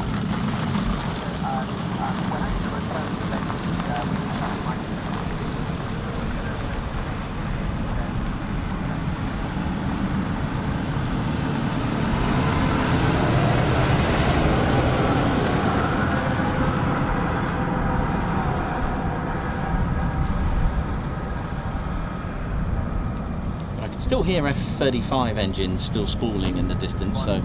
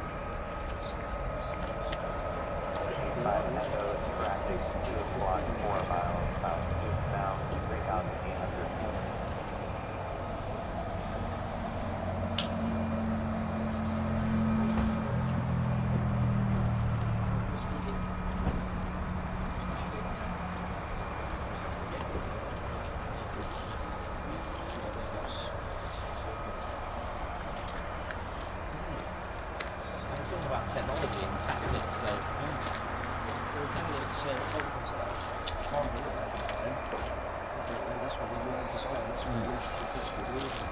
Oh, is this a new thing? Is this another? Yeah, the West Street. Oh right, I didn't know that.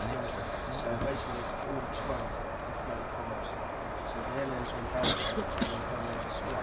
I can't remember actually 6 It is impressive. It's public that far. So public that. Something in Dockside this weekend, is it?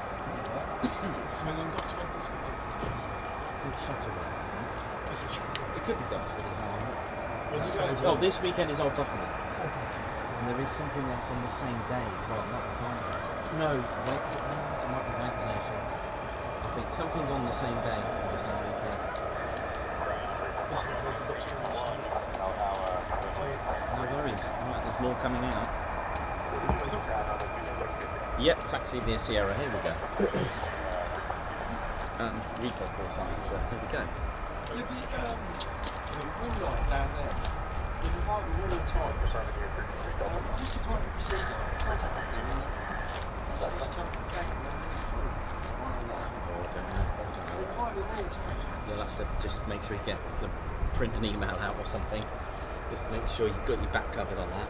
I'm all about things like that. Fair enough. I was going to say to you, are they still doing base visits or not? I don't know. Probably not at the moment. I wouldn't have thought so. Or at least there'll be a delay. So that'll be a bang.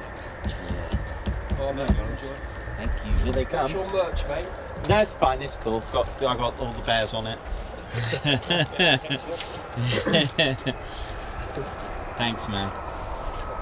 Okay, here we go. More F-35s taxiing now. The 493rd taxiing out with their F-35As.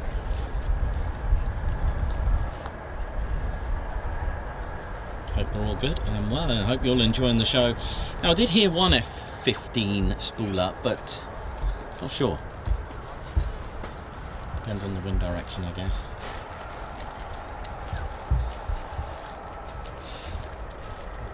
Hello.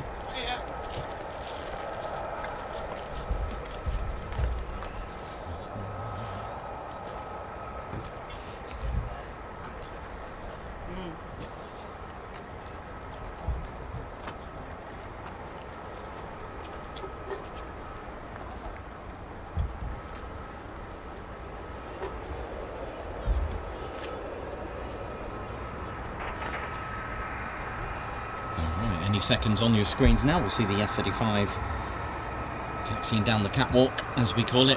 Catwalk is not the official name, it's a Ted Coningsby name for this taxiway. That is actually what it's officially called, a taxiway. I know, but we call it a catwalk, you know, strutting its stuff, Lockheed Martin giving it some. There we go.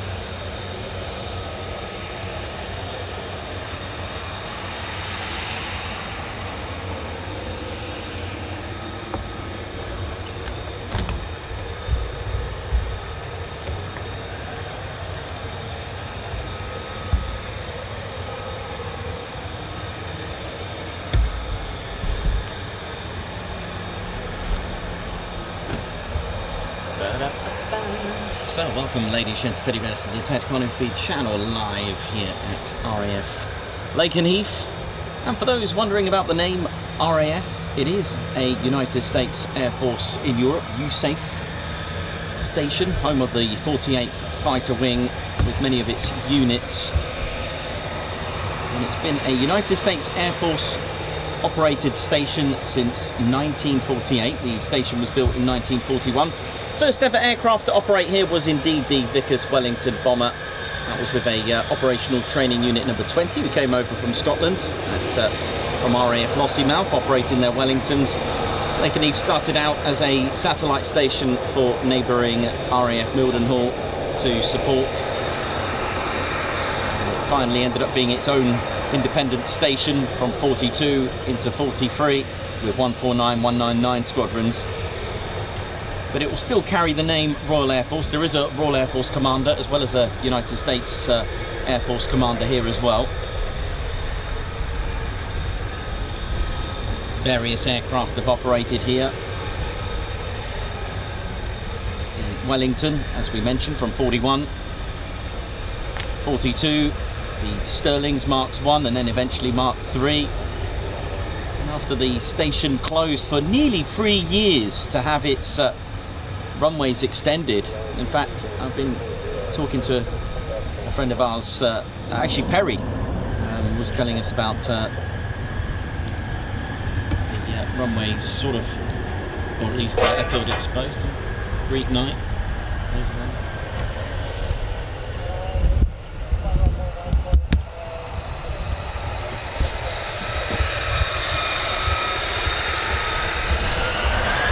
So from B-29s to B-47s, B-50s here. In the 60s we saw F-100D Super Sabres. 1972 to 77 was the McDonnell Douglas Phantom. From 77 to 91, 92 was the F-111 Aardvarks. And then from 92 we had the F-15E Strike Eagle, and then from 1994 had the F-15C, and then eventually the D model. And then 15th of December 2021, this arrived, first ever.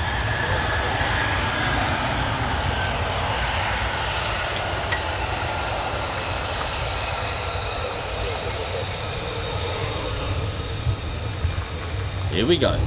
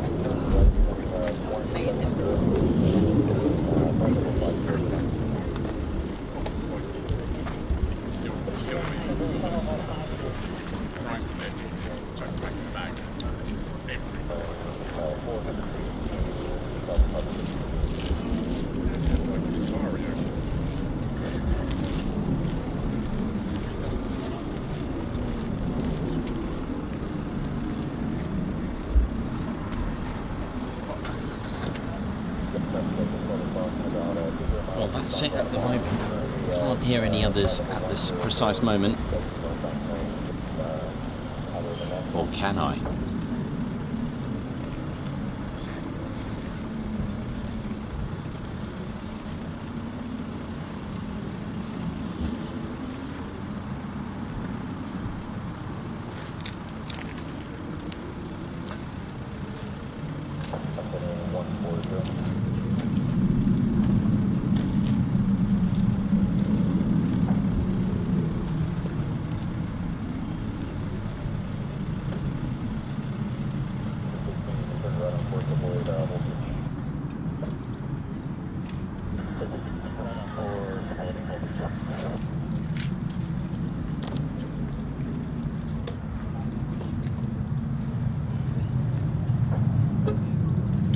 a lot.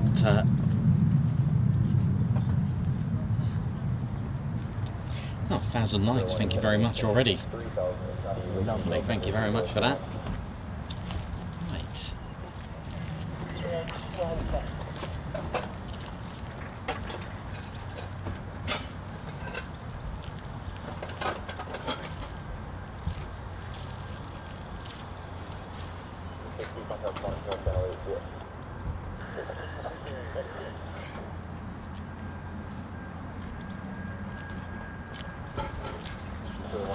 How you doing, man? You alright? Yeah, good, thanks.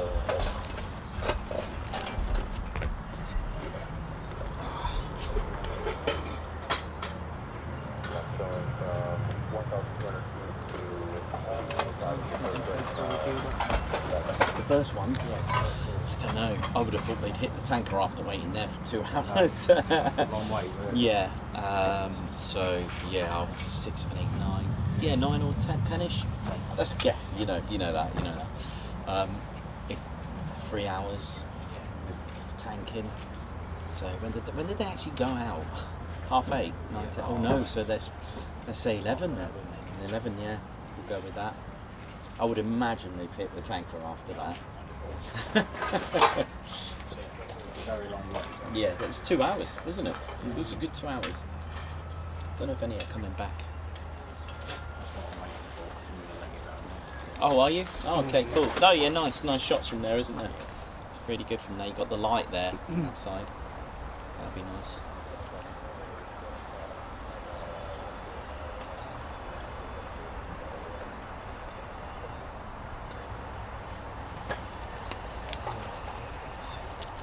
Right, we'll skedaddle. James, take care, mate. Take care, good to bud. see you, man. Yeah, you Thanks too, for bud. today as well, yeah? Yeah, no Yeah, problem. nice one, buddy. I'll see you Thank soon. you. Yeah, see you again. Thank you. buddy. Cheers, man. Bye. See ya.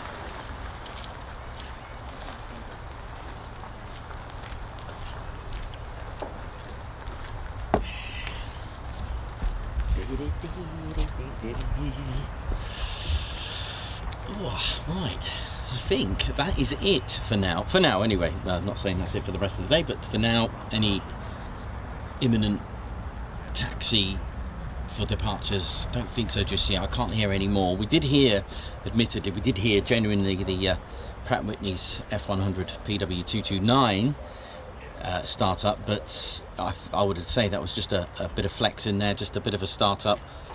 Can't hear any more, and I can't hear it spooling. So for now, it's just what we've had depart, and we'll see them back and see where we go from there.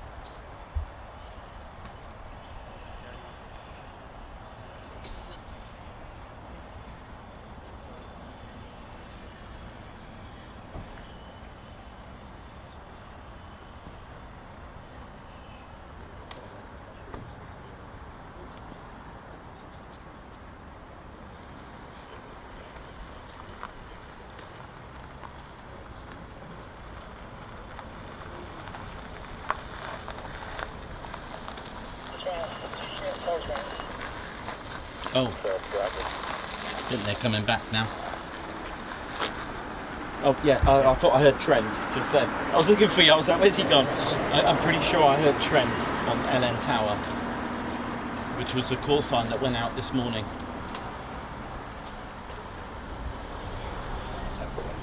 Two shift, I think that was. Mm-hmm.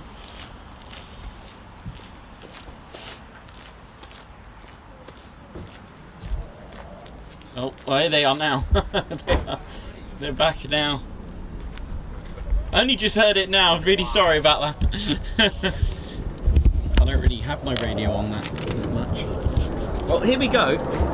Here's our first arrivals of the day.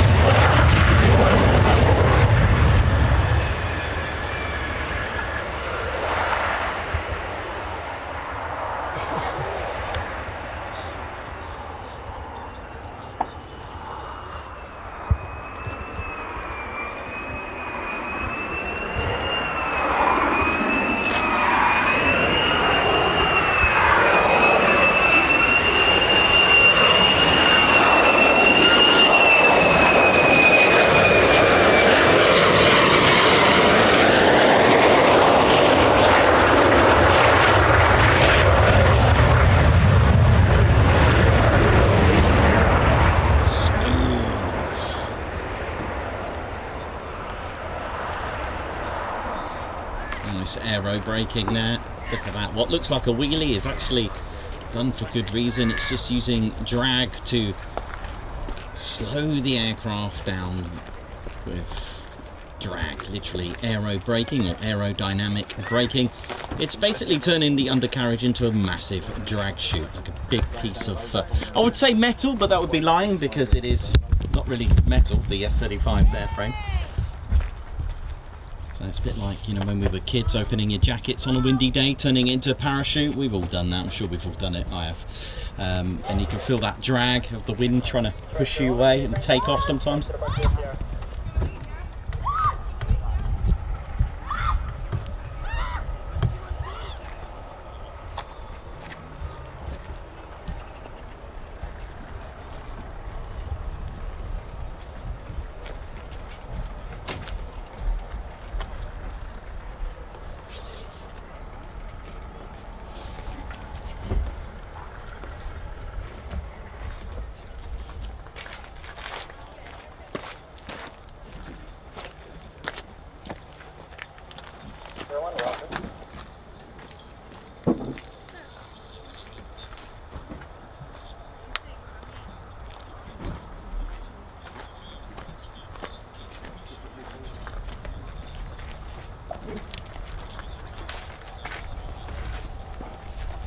Been on for 3 hours. Huh? 5? Yeah. I mean, you can go for 4, but why wait for it to run out and go, oh dear. Yeah,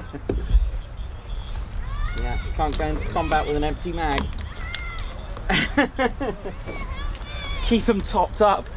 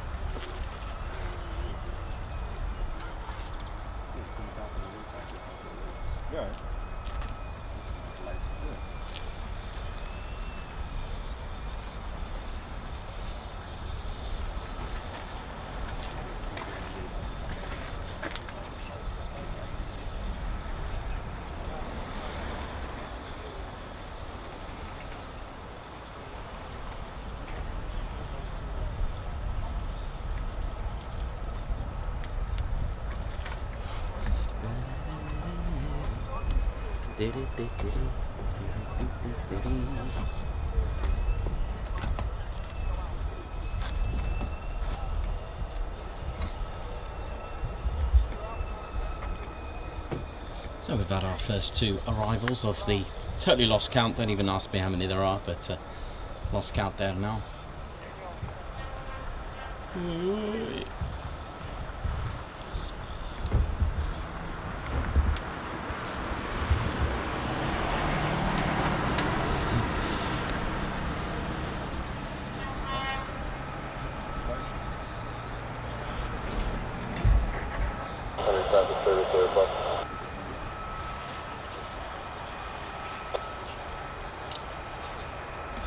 What we got here?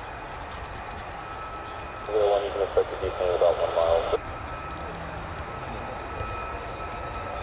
These are ones coming back. I don't know. Do you think they're back already? From taxiing at the end?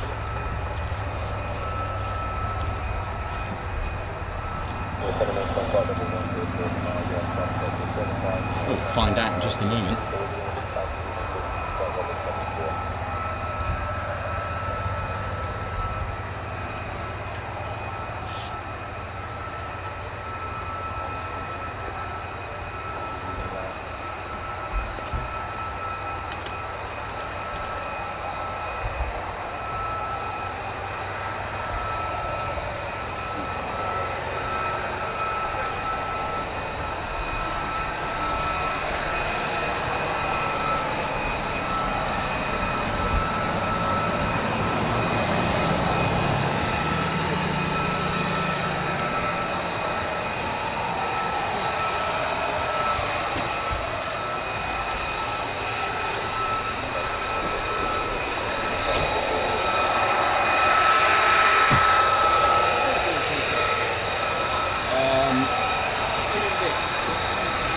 Might have one, but I don't know about the size.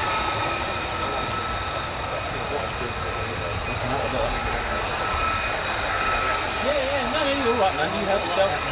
They should be in some sort of order, as in once you start from to front one large. Yeah, that there, they're all large on that side down there. There's another green one. I don't know if that might be the free exit on that side.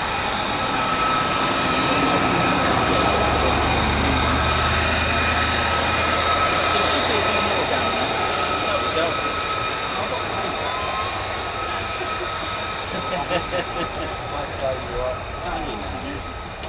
Yeah, I think on the other side there should be another one. But yeah, I think the ones on the right are on your left side of the road. I think they're large. Yeah, don't. No, as in don't give blood. Stab yourself.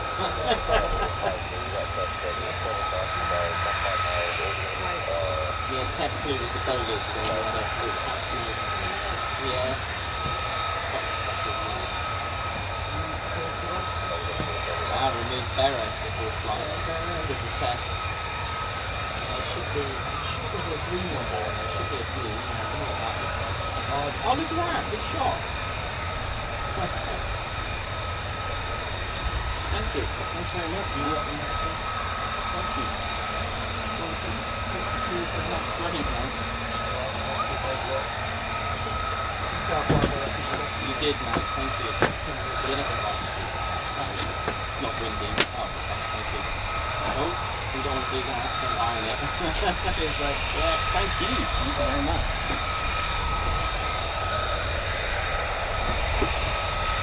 Right, so these are the ones that took off in the morning, and I'll be able to see a little bit of it there. Look.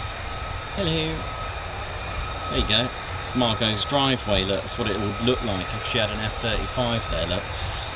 She's always saying there's she's going to fit one on the driveway. I think it's Tornado, but this is what it would. That's what your driveway would look like if you had one parked up on the, the front lawn. Just quite nice, really, isn't it? Is it me or is the weapons bay open? Looks like it, doesn't it? Looks like the weapons bay's open there. Cool. I don't think I've ever seen the weapons bay open on an A variant. I've seen it on the B, because as you know, the F-35B, when it's hovering and about to land, it will always open the weapons bay on the F-35B when it comes into land or hovering in one spot, and that's done for good reason. It is actually a design feature to take in all that jet blast that comes back, that ground effect. It's to suck that up, otherwise it would just be a very turbulent experience for it. Does look like it, doesn't it? It looks like the weapons bay's open.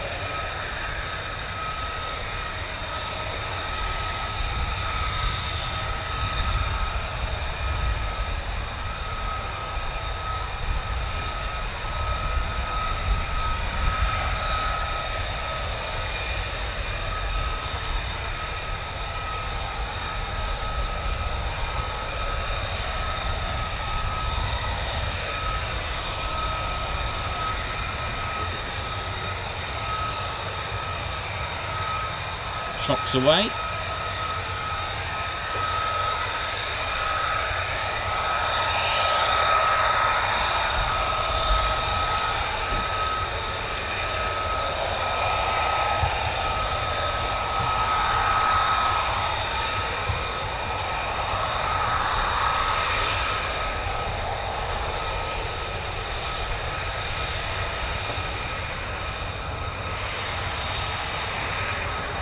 Yeah, the weapons bay's open. I'm sure it is, isn't it? It looks like it, doesn't it?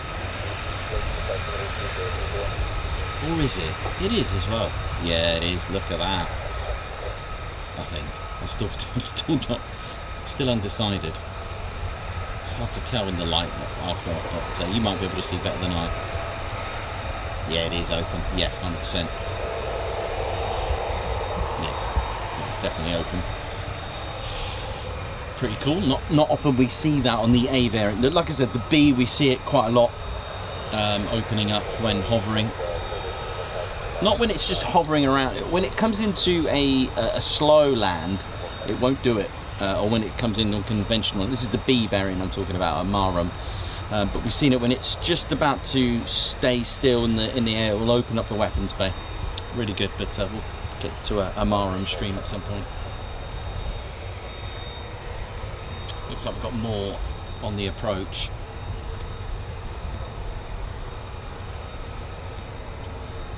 To help with friendly radar as it flies around, there's a tiny little bump. If you follow that stabilizer where it's got LN, follow it all the way down. I don't know if you can see it. So follow it all the way down, okay, where, let's say, the start of the stabilizer, shall we say, when you follow it down, there's a little bump. It's a little grommet there. It's got a Lunenburg lens, and the idea for that is to actually take away a bit of its stealth. It's to magnify its radar cross section to help friendly radars see it. That's right.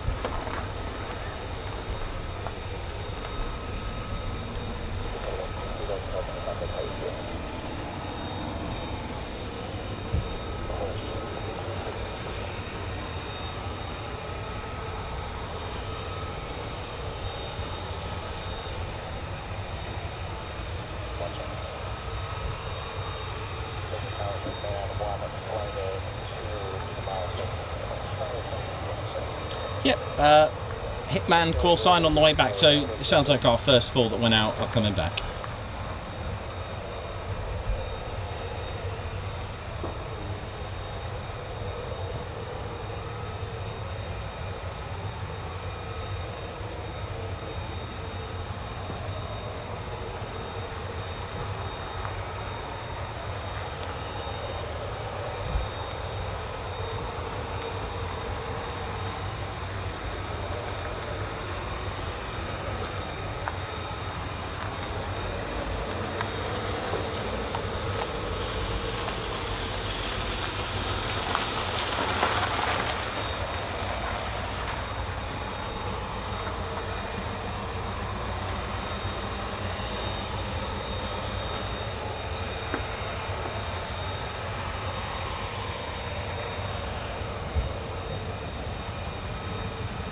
Here they come.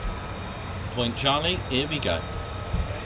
Yep, got him. Here we go, Point Charlie, here we go.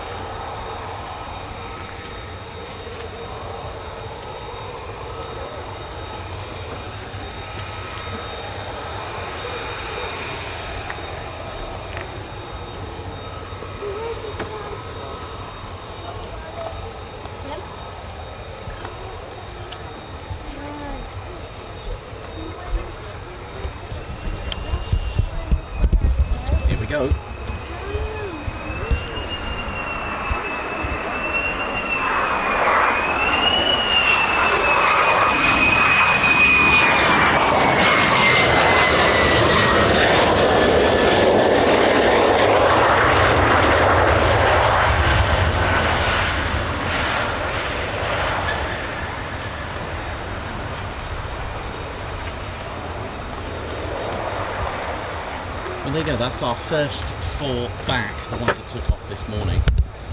Beautiful.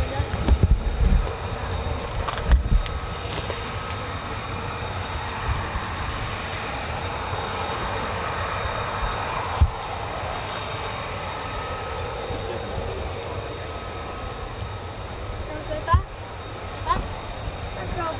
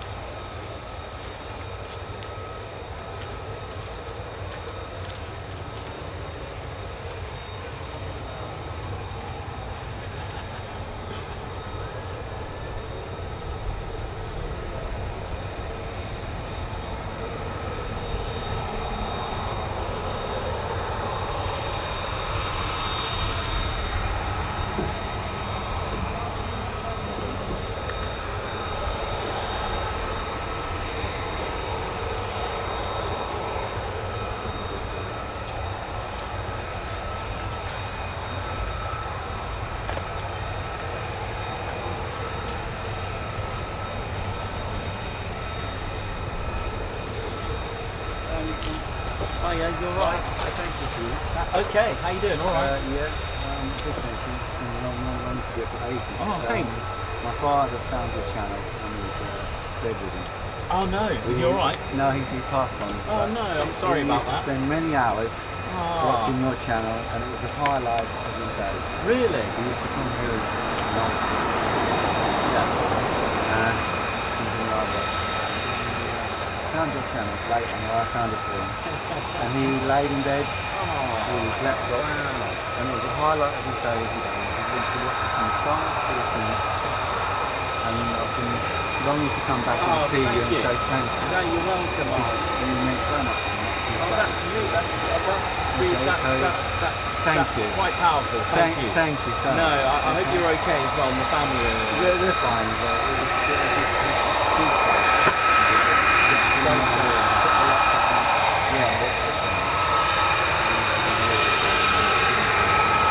Thank you so No, you're much. welcome. What's your name? Philip. Philip, again, nice to meet you. And thank you for I follow sharing. you from school, and I always like to come in. Oh, right, okay. Well, thank you for sharing that. Busy day today? It's not been bad, to be honest. It's been nice. It hasn't been mega, but it's been, it's a good. Last time I was around the way, so it's 74 hours and nothing.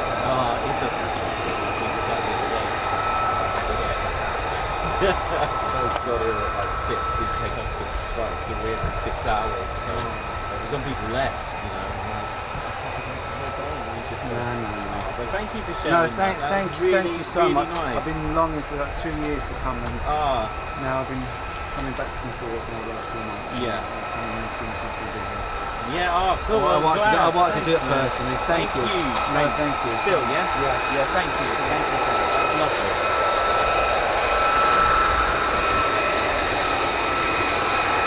Yeah, it is. Yes. Yep.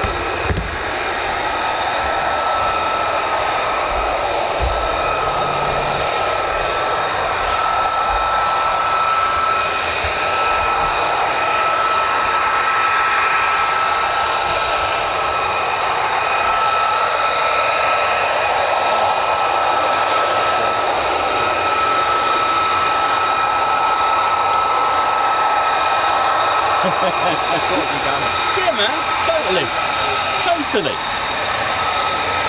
Oh, thank you.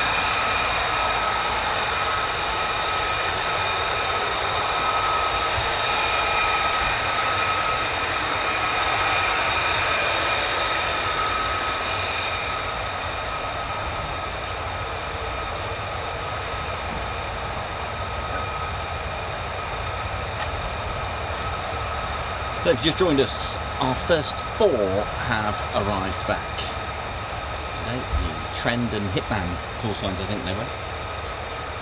They're cool call signs.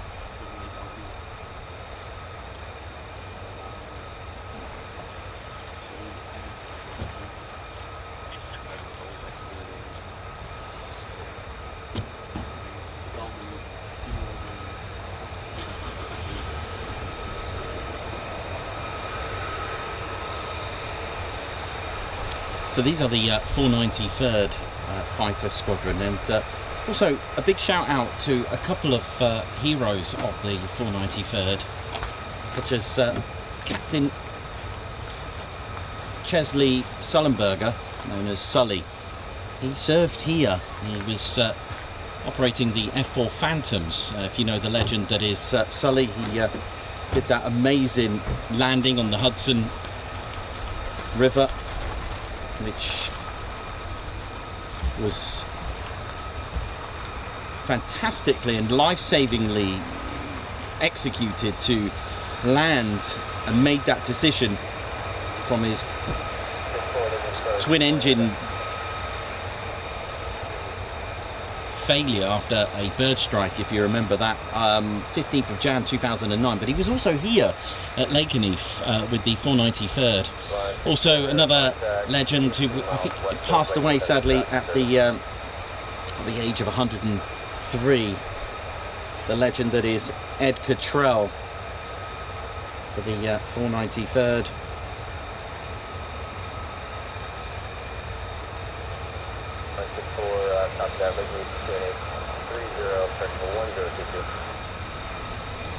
Who served with the squadron through the Second World War with the P-47s, Ed Cottrell, the very notable pilot for the 493rd, Latiolis as well.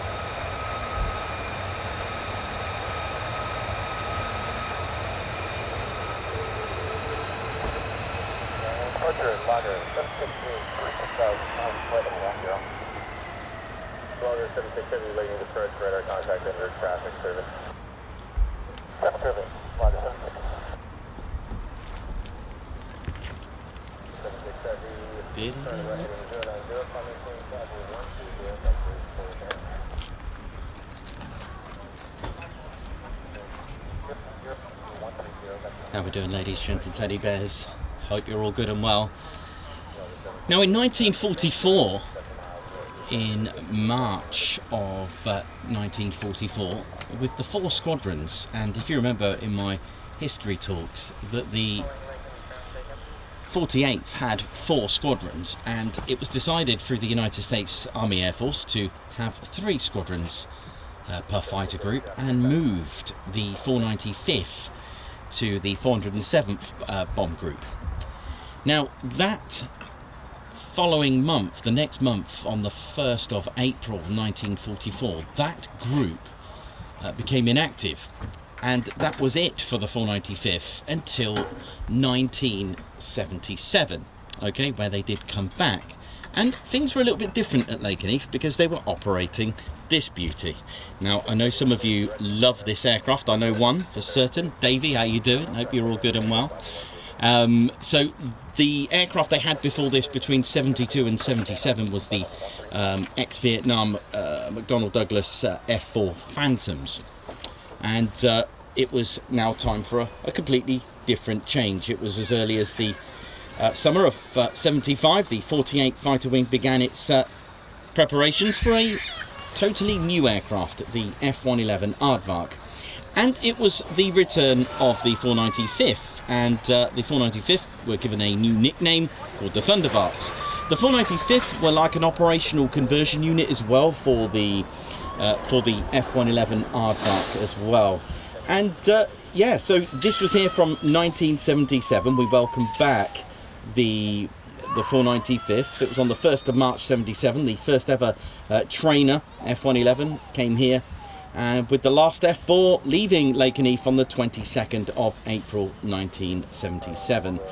The 91 or so, 90 odd F-111s began here, and they allocated the 495th Fighter Squadron serving under the 48th Tactical Fighter Wing. So the squadrons were actually called Tactical Fighter Squadrons.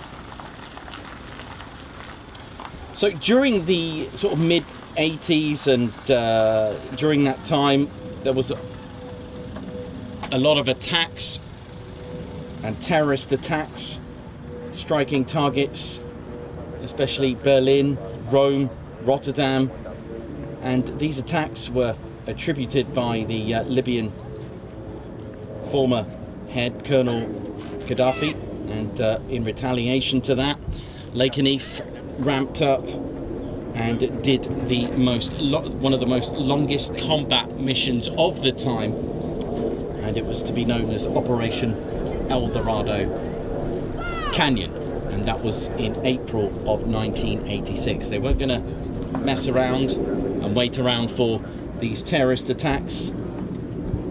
Terrorism needs to be wiped out. It needs to be completely destroyed, and it was Lakenheath that were about to do that.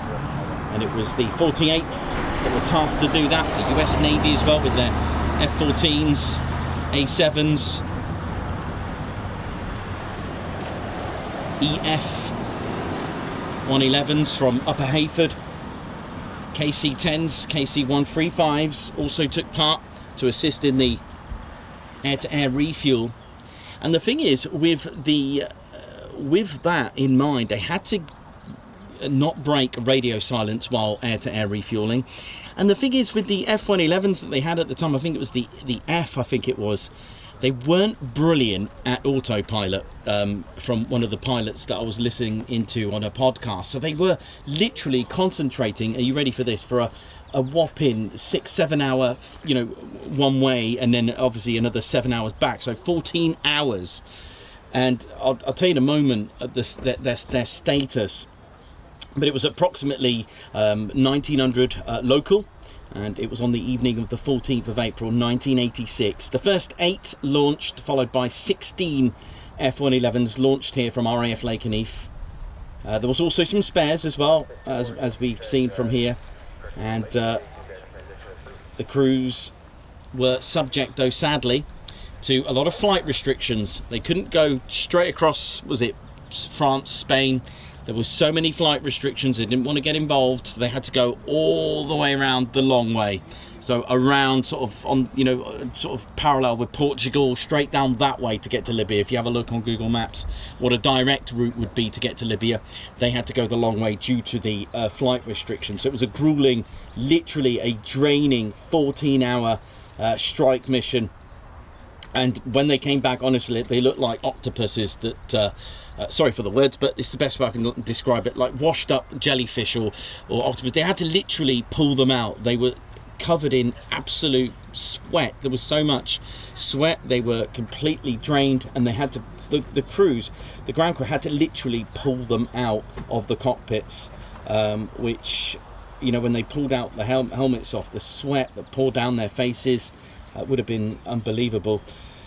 But they did it. They literally held their breath for 14 hours and concentrate for 14 hours to do this. And despite the mission success, each one had various targets. Despite the success, you cannot rule out, and I've always said this, when in combat, one thing that is imminent, and you know, it is loss. And Karma 5-2, the call signs of F-111 700389 with its crew, Major Fernando L. Ribas and Captain Paul Lawrence of the 495th were missing. And due to the success, and this is quite a thing and special for the 48 Fighter Wing, it's the only one of its kind. On the 8th of September 1986, US Navy Secretary John Lemon presented a US Navy Meritorious Unit Commendation to the Liberty Wing for the participation in Operation El Dorado Canyon. And it remains the only Air Force unit to have ever received an award like this before, because, you know, let's face it, it is a US Navy Meritorious Award, and it was given to a US Air Force, a combined. And if I remember, I think that was probably one of the first combat losses from terrorism, if you want to put it in that respect. But the F-111s, they took part in the Gulf War as well, and after the Gulf War from 91, the transition, things changed for Lakenheath. They took the title, removed the title Tactical, because they were the 48th Tactical Fighter Wing, and the squadrons took that, you know, the 495th were the 495th Tactical Fighter Squadron. They dropped the Tactical and became a fighter station. So from 92, this left, the 495th were inactive in 91, and they received their first ever Strike Eagle in 1992. And the 3 original squadrons, well, first of all, it was just the 2, the 492nd and the 494th, received their F-15E Strike Eagles, which is why, if you have a look at the F-15E Strike Eagle, I think it's on the inside, you'll see a red and blue only, okay, because they were the first, they were the only, you know, and this was their first ever sort of fighter jet air superiority, air-to-air. It was a very different era for Lakenheath at the time, very different. And then it wasn't until 94 that the 493rd, the Grim Reapers, joined them with the F-15C, which I did have. Oh, here it is. And it is the one with the 2 aerial victories with it. This is the F-15C model. This is the Dirk 21s 0156 with the 2 aerial victories. From shooting down 2 MiG-29s there, look. Pretty cool, isn't it? So 94 this arrived. And then later on they received the F-15D, which is a family version F-15.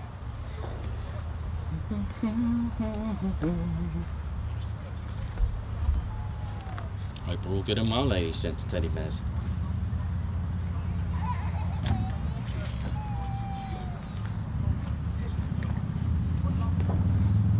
So this is why there is the Karma 5.2, as it's called, a tribute livery to the 40 years of the El Dorado Canyon. I was listening to a podcast of Puffy, the call sign Puffy from that raid. Really recommended. It's on YouTube actually, so worth a listen to give you a bit more in-depth what was going on here at that time in '86. Rosa H92, thank you very much for your 7 months membership. Guards march to you. Dieter is painting while the stream is on. Love it. You got Ash Heisenberg. High five, Ash. Thank you very much for joining the Ted Coningsby Squadron. Guards march. Chris Austin, high five. Thank you very much for gifting a Ted Coningsby membership. And here he is, Ginger Bailey, man. I'm missing you, mate. Missing you. I'll message you in a bit, actually, for a bite later to eat later. Thank you very much, Ginger Bailey. Thanks for the super. Ginger, Julian, I've got to put your video together, actually. I've got to put your video together of your flight. Andrew Porter, high five and a Guards march. Thank you very much for gifting a Ted Coningsby membership. Also, Doug Ross, thank you very much for the super chat. And also, Doug Ross, thank you very much again for another super chat there. And a Guards march for Doug Ross for celebrating 28 months. Well, mayhem, we meet again, LOL. Mix Vids, member for 16 months. Guards march, thank you very much. Chris Austin celebrating 26 months. Ah, yeah, all the way from Germany. Hope you're keeping well. Thanks to all the Spanners. Let's ride. Emma Seymour, thank you very much for your 5 months. Thanks for great streams, Ted and Nikos. Wee Stevie Boy, Guards march, thanks a lot for the super. Wee Stevie Boy celebrating 23 months today. Back from holidays, Ted time. And thank you to Wee Stevie Boy, who's a Fighter Squadron member. Nordot, welcome. High five. Welcome to the Ted Coningsby Squadron. And also, I like this, Kevin the Gerbil. High five to Kevin the Gerbil. And I think Kevin the Gerbil is probably our first ever gerbil that's gifted Ted Coningsby membership. So thank you very much for gifting 5 Ted Coningsby memberships. I don't know what else we're going to get today. Is, like I said, it's strange times at the moment for viewing here at the minute, but maybe in the future things will go back to the normal 4 million sorties a day. But what is quite nice, we can have an F-35 just sat there chilling.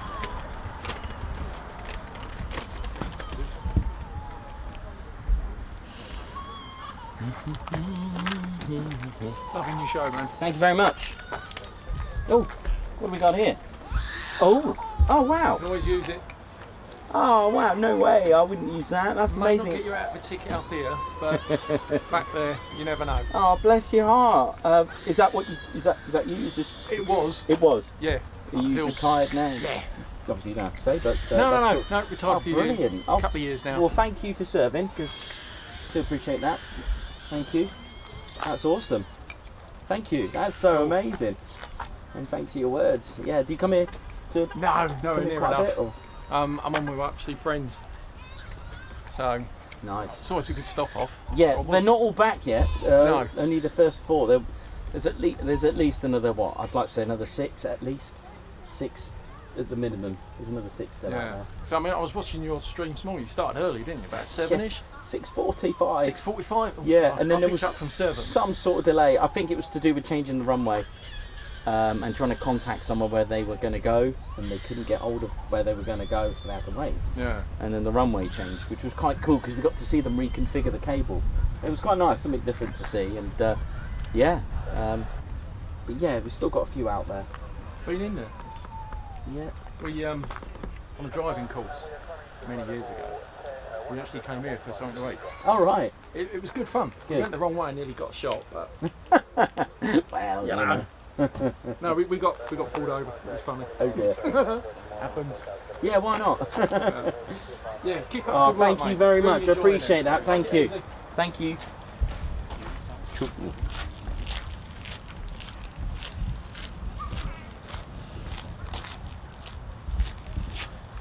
Yeah, we did start early, 6:45 I think it was, or thereabouts, so we may finish early. Although it seems like we finished early, we actually still have been streaming for a good 4 hours, is it? 4 or 5 hours nearly. So we'll finish up soon, but we'll see how the next arrivals go. We'll see what's going to happen. Looks like they're going to be towing that by the look of it, getting the tow bar ready. This will be quite nice to see. There it is. Look, there's the little tug. Well, what the RAF call at Coningsby, the Hedgehog crew. I don't know if it's just a Coningsby thing, the Hedgehog crew, but you know what I mean. I know at Coningsby it's called the Hedgehog crew.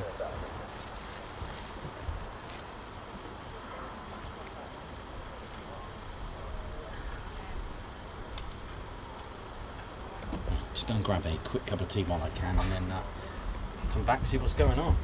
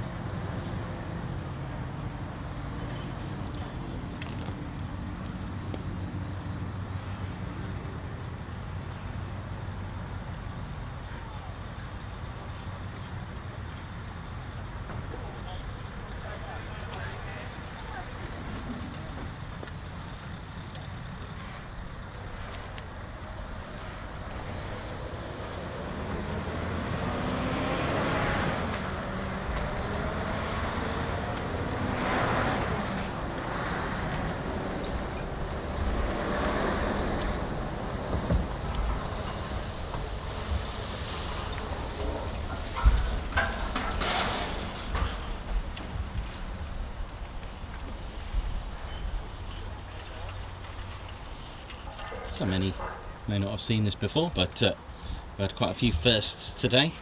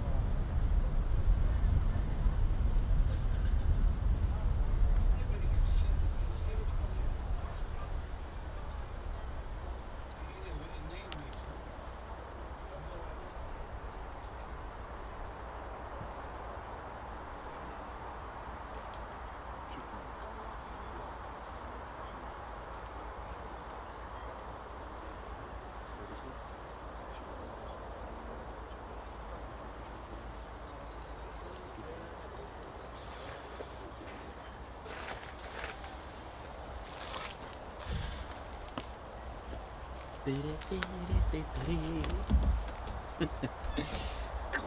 I'm a bit quiet now, isn't it? Oh, goodness me. How we're doing, ladies, gents, teddy bears? Hope we're all good and well.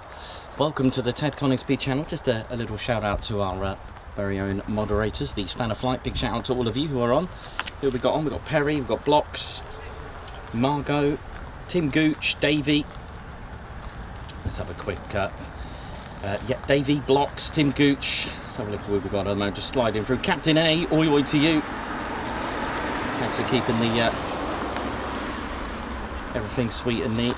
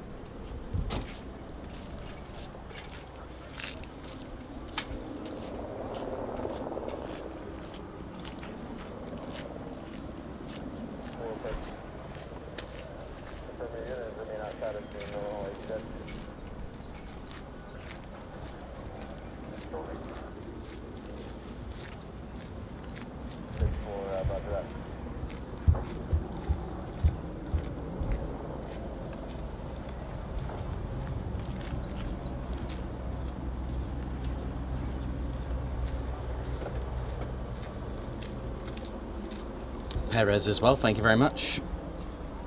How you doing? Just seeing you on here now. Hope you're all good. Neil Osborne, oi to you. Also Julianne, thank you very much for that. That's very kind of you, thank you. So yeah, tomorrow I am off to Old Buckenham for a recce to prepare for, hopefully, fingers crossed, for officially live streaming the Old Buckenham, which is a first for the Ted Coningsby channel, and I'm looking forward to that. So, a little bit of a recce, that's what you should do, you know, a good plan. There's nothing like a good plan, right, that falls together and all that. And yeah, so just plan everything, get everything sorted, where am I going to position myself, that kind of thing, where can I be, where I can't, that kind of thing. So I'm going to do a recce tomorrow, and I can see one of our Fleet t-shirts. Yes, I love that. That's cool. Classic Fleet t-shirt, that one. Beautiful, I love it. The original Ted Coningsby, trademarked, registered Fleet. Yes, man. How you doing? Not too good.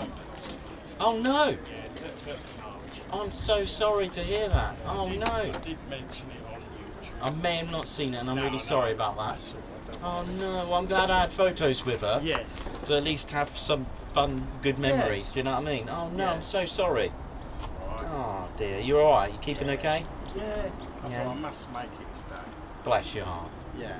Did- And even sitting next to a Lakenheath car. Yeah, that's cool, isn't it? It's an original. Did he? Yeah, Has I he told just- you about it? No, I just Oh, about he's. got in. He'll show you. It was I'm actually. about that far away from him. Yeah, it was actually at Lakenheath, that vehicle. Oh, and he bought it. Yeah. It's. He's got all the history in the boot. Yeah. He's got like a little, like a info board. It's Yeah. brilliant. It's really good. Ah. I thought I've got to wear the t-shirt. Yeah, man, it's brilliant. Love it. Nice one. Good effort, mate. Nice Yes. one. But I'm the only one that turns up as well as you. And the key rings. Oh, nice one, man. I transferred it on my key. Yeah, good, good. Ah. Yes, I've got my Renault. I did watch and put it on before I left. Yeah, they started Thumbs up. at 6:47. I did today.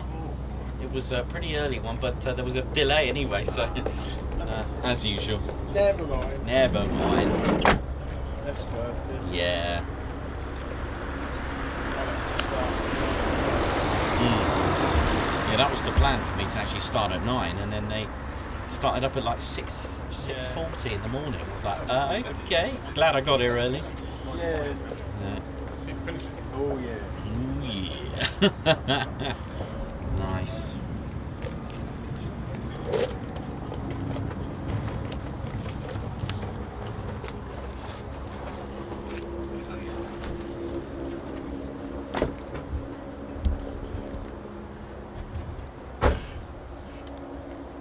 There was an helicopter flying about. Yeah, there is. I don't know if it's a heli. Over there Yeah, it might be a helimed or something. It sounds like. It's a black. Oh, is it? Okay. Yeah, it's dark. Oh, right. I think the helimed. If it was yellow, I would have seen it better. Yeah. I need to try and get a lighter coloured t-shirt because the oil on the skin is taking the colour out of this. Can you see it? Yeah, the sun, isn't it? The sun. No, it's me. Oh. Anything, because I'm very oily skinned. Oh, I see. The oil Right, okay. takes the Does it? colour out. Yeah. Ah, I Around didn't. the neck. Oh, gosh. Around the middle. Oh, right. So I don't tend to wear black so much now. Fair enough. It turns brown.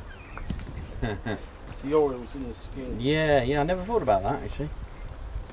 2 years ago, black t-shirts were made proper dyes, but now they don't.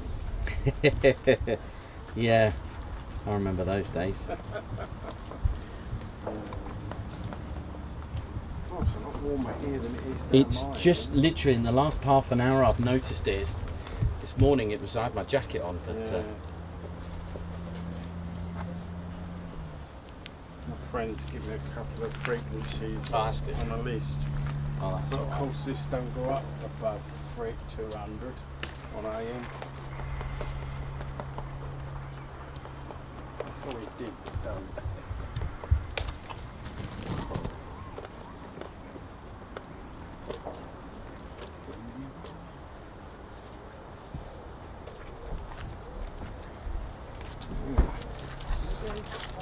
Yeah, it's gone quiet now. Let's go on and have a look. See who's watching. I did watch F-35's taken up before I came. Oh, Nick Ross. Oh yeah, you alright? I'm near last one. I've just got my 41 months. Oh, nice one. Come over and All that Yeah, I'll one come down, reminds me I need to do my 41 months, man. 41 months. That is amazing. Thank you very much. I'm honoured. Thank you. That's awesome. So normally see you at Cosford Mall. Yeah, that's it. I live up in the West Midlands now. But Yeah, a friend of ours, his son, really get yeah. bring you over to my stomping Yeah, definitely. It's warm now, isn't it? It has, yeah. I had my jacket on this morning, and this was at 6 in the morning. Well, he overslept, so I went to go and pick him up. Couldn't wake him up, so we were looking to get on the road from Dudley about 5:30, but we didn't. But then we got caught in a load of traffic coming over here, and he's going, "Oh, he's already gone live." I wasn't planning to. I put 9 o'clock, and they started at 6:40. The engine started at 6:30, and I was like, "What?" I wasn't even ready. I was like, No, and I was like, "Oh God!" So he's watching it online as we're driving down. Yeah. Then the A14 was at gridlock, so we ended up doing a big diversion. Oh yeah, the A14 is. So we just got the 4 that went out when we got here. Yeah, there was 4, and then there was quite a few after that. So There's hopefully what still- goes up must come down. Yeah. percent royalty and everyone. Have a quick photo. Yeah, sure, man. I'll move out the way. Let me get Ted as well. 41. What you under on the chat? Near Loz, at near Loz. Oh, you are just yeah. Okay, no. Sometimes 9594 or something. Thanks, Neil. Yeah, no. Sometimes people have a. Oh, bloody video. Oh, hello. Oi, oi. Hey. Hey. 1 minute. Yeah, we'll have a video. It's all right. Just get rid of that. Ted, get rid of that wash tank. It's orange. Brilliant, Nice Nicholas. one. That's all right. Thanks, Neil. Appreciate it. Yeah, appreciate it as well. Thanks for keep the me support. saying, because I work Oh, nights, bless. so I can always watch the streams Yeah. before I go in. Yeah. Oh, cool. So- Nice one. We have a fishing period now, which Yeah. is gone a bit quiet. Yeah, it has for now. But there's still a few out. There's No still- F-15's gone out yet. Not yet, no. No. Not even any chat on it. Settle down. Yeah. Yeah. You can always run around videos and TikToks. Oh look, it's going past. Well, How fast can you run sideways? Well, I've got enough models up there to do that. So yeah, nice one. We have to get Red Ted out for a bit of exercise. Oh yeah, got to get Yeah. Red Ted out. I think I'll get them out. Brilliant. Yeah, Catching a bit. All the I best. might as well have another cup of tea.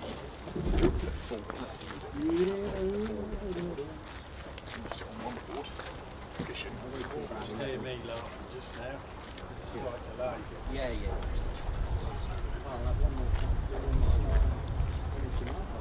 Yeah.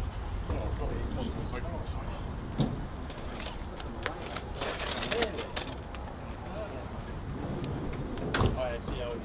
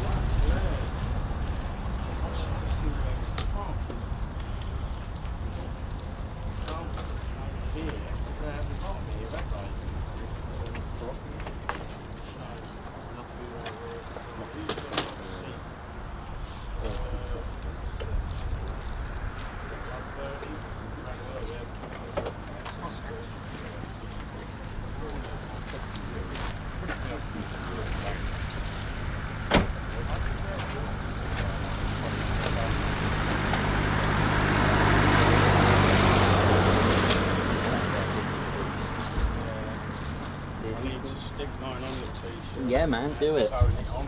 Oh yeah. And I've got a load of Velcro to sew on with different tops. I bought the special one in the box. Oh, you got it? Yeah. Yeah, because they're finished now. I'll still get 10 box. No more. I didn't even take that box. No, it is special. Yeah, yeah, we are thinking about doing some more limited edition ones. But speaking of merchandise, don't forget to hit the tedconingsby.co.uk.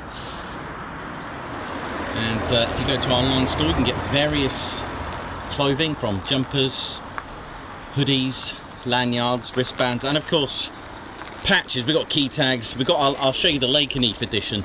So this is our Bowler Bears patch, which is available. And don't forget to use your discount if you're a member as well. And this is the 492nd Bowler Bears. Ted flew with the Bowlers in 2023 in February. It's quite a special flight, that actually. So yeah, they all come with Velcro. They are all beautifully made by Squadron Print, so you'll all know the quality there. Also, Ted's also flown twice with the Valkyries, the 495th, and of course we had to have the Tedcaries. Look at that, beautiful. There's the Tedcaries patch. Be there in 4.95 mics. I actually last Friday I spoke to a pilot about that, about the 4.9, and he did say he had a very cool conversation about the 4.9. They do that quite a bit. Yeah, it's amazing. Instead of 5 miles, it's 4.95, or instead of just 5 of anything, it's 4.95. I love that. I thought that was funny. So that's our Lakenheath one. There's a few others that I got with me at the moment. I got the Blue Skies patch here with me, representing the 4 fighter stations. So up the top you've got Lossiemouth and Coningsby. Bottom left is Marham, and of course the F-15 will be for Lakenheath. Let's have a look what else we got. Have I got any others? These are the ones that I've got here. There's loads online. We've got key rings, key tags, pin badges, lanyards, wristbands, and of course clothing as well, polo shirts. And this is our classic. This was our first ever patch, and it's kind of becoming a bit of an icon. That is the iconic Ted Coningsby Squadron patch, a classic, all available online. And just to clarify, although we use PayPal at checkout, you don't actually need to have a PayPal account. All right, not many people know this. There's a couple of things like that actually. When you do go to checkout and it's got PayPal, etc., if you click checkout as guest, you'll just use the PayPal terminal, and you don't need an account, you don't need a password. Just use it like you would normally do with your credit or debit card. But of course, if you've got PayPal, then do so. All right, so there's a little super hint for you there, and that's at tedconingsby.co.uk. All right, young man, how you doing? Good. You're using a 50 cal to hold it down when it's windy. Yeah, do you like that? Yeah, I've got a really original old one from the war. There was an F-35 that had an emergency, wasn't there, in Scotland? Oh right, okay. Well, there's one at Mildenhall. Is it that one? I don't know. It was going zigzagging around Mildenhall and Lakenheath. Yeah, it's at Mildenhall. I've seen it yesterday. Oh, I wonder why it was sitting. Yeah, it diverted to there for some reason. Oh dear. Yeah, I noticed that yesterday. Yeah. Emergency. I got a nice American flag. For mine, a cover your van. Got it from when I worked at Pleasure Beach. Oh right, okay. Yeah, as a ride technician. I don't get how Mildenhall were like bigger than Lakenheath. Varies. Don't know. How we doing, ladies, gents, teddy bears? Hope we're all good and well. Welcome to the show. And we've had a reasonable morning. Started off early. A little bit of patience, a little delay of all sorts of things going on with a runway change as well. I thought that was firing, and then it's not. Okay. I'm sure everything's okay. I'm sure we're all good. So yeah, thanks to those who come and shared some stories with us today, some true life events. So thank you to Phil and Neil, and thank you very much to those that have come and seen us today and just shared a few stories. So thank you very much as well.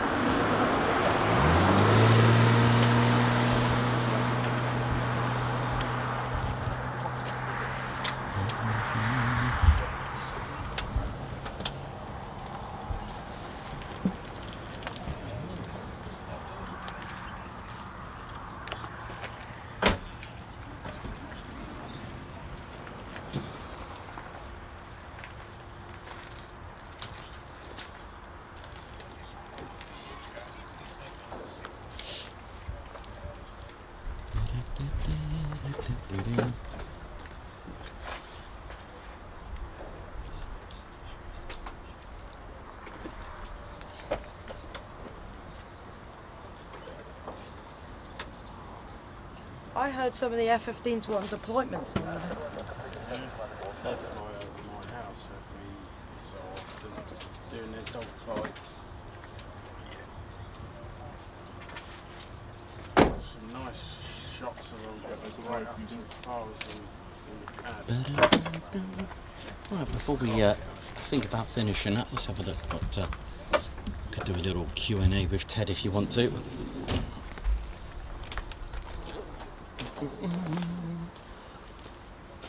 And I've got bits and pieces here.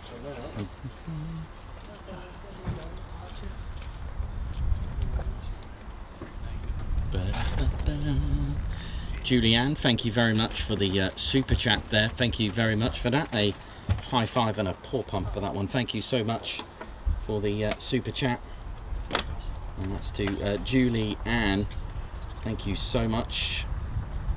Thank you for everything you do, all the mods. Just a little appreciation. Thank you very much. It means a lot. And Neil Osborne, thank you very much for your 41 months. And thanks for coming to see us as well, Neil.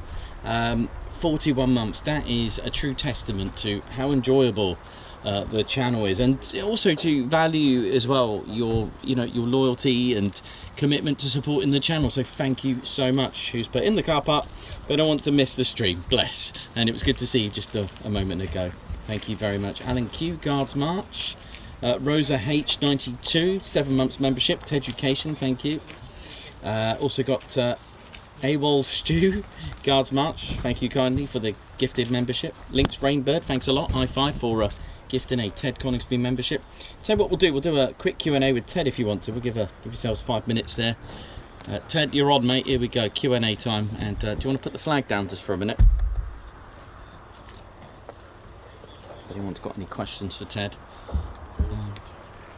So Q&A with Ted. Ted's on the spotlight, everyone.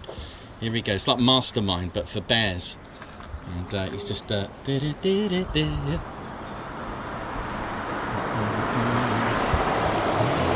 Margot, Clive Bruce, Links Rainbird, Davey, Margot, how you doing? Christopher Neal, Ellie Lyder, watching from Australia. We've got literally all over the globe here. Links Rainbird, thank you very much.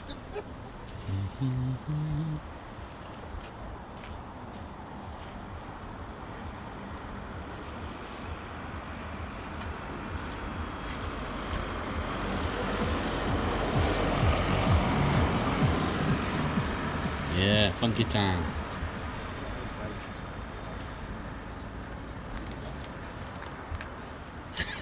Links Rainbird. Right, here we go. Ted, you're up, mate. What is your exercise regime? Oh gosh. Ted he likes to do the wave. He hasn't done that in ages, actually. He does that. Ted likes to go swimming. He loves doing swimming, and he likes to do a bit of. I think he does quite a bit of Pilates, actually. He does Pilates and swimming. That's Ted's exercise regime. Ellie Lyder says, Ted, how many Ted buds do you have? I think he's got quite a lot. I think we've got about 15 or so. About blocks. Ted, what is your favourite type of salmon? Oh, Ted, what's that? It's either Orkney or Alaskan. Those are the two. That's his favourite. But sometimes he likes a bit of gold dusting on there. Sometimes. Great question. We've also got Mediator. I like that. Did you ever visit RAF Scampton when it was still in use? Our early streams, we did a couple of lives. I'm so glad we managed to fit that in. We did a couple of live streams. Yes, the days of balancing on a ladder. Thinking that I really shouldn't ever do DIY. That one. But yes, good question. Margot, Ted Coningsby, which music would you use for an air show introduction? Well, okay. Ted reckons we should use ours. Or what's that? Or Joe Satriani. Yeah, good choice. Nice one. Teddy Bear's picnic day today. Love that. Clive Bruce, Ted, you hoping for a flight at Old Buckingham? Maybe, actually. We could do. It might be. Ellie Lyder. Ted, do you like avocado? He does with his salmon. Yeah, he does. Jenny Ted, what do you get up to when Nikos is doing his live feeds? Okay, Ted's just saying that he's there analysing and checking and doing his things. He's doing his checks, making sure that it's all good and well. So he's literally plane spotting. He could.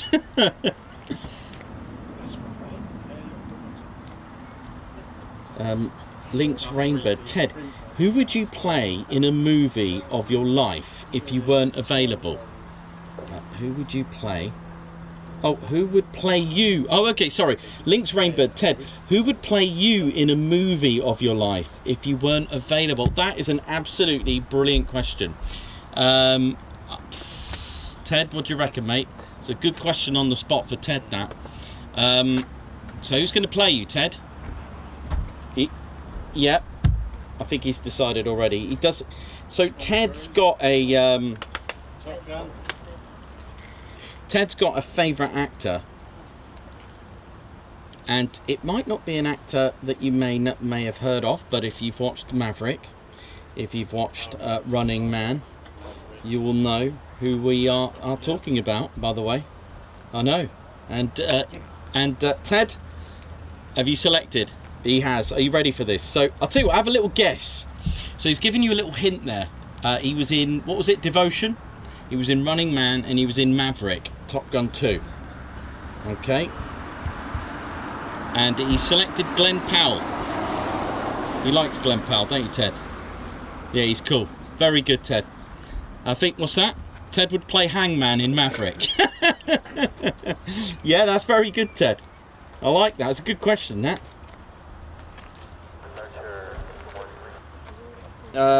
Ted, what would be your all-time favourite aircraft you haven't flown in?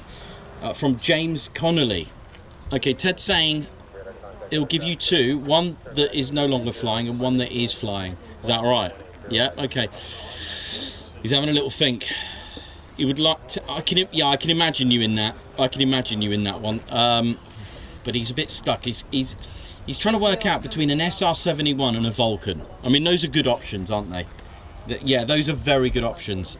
And one that is flying but hasn't flown in, which is that, Ted? A B2. Goodness me. That's a hell of a choice. Nice. Perez Batman Bush, a great question there. What's your greatest achievement, Ted? Okay. Ted's greatest achievement, Ted says, actually just making this channel happen. And that's all thanks to you. Because that is a really, I don't know many bears that have made this much success on YouTube. So well done, Ted. Mediator, will you be attending East Kirkby Air Show on the 1st of August? Watch this space. Davey, Ted, if you could commentate at any air show, which one would you do? Oh yeah, React. It's got to be React, hasn't it? He'd love to do React. Yeah, I can imagine that. El Toro 668. What does a bear like to eat other than salmon? I think any fish, anything in the river, basically. Yeah.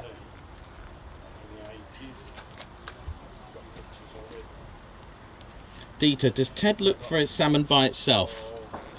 Yes, but he says he just goes to the local sushi bar and just gets it. But they do, him and the bears, Bed Ted, they go out and just go, they've got a boat. Ted's actually got a boat with the Bed Teds, and they just sail away, the three of them, Comedy Ted, they just sail away and catch salmon. Has Air Godzilla, has Ted ever done a parachute jump? No, he hasn't. Ted does eat honey, but he likes it glazed on the salmon. Ellie Lider, Ted, do you play any flight sims? No. What's that? Okay, he likes to relax instead and watch. Ted Coningsby, which legendary pilot would you like to be your wingman? Oh, that is a hard question. That is a very difficult question. Ted's just thinking like to be your wingman. Well, it's going to have to be either Sainty or Ed Cottrell, bless him. Oh, rest in peace, sir.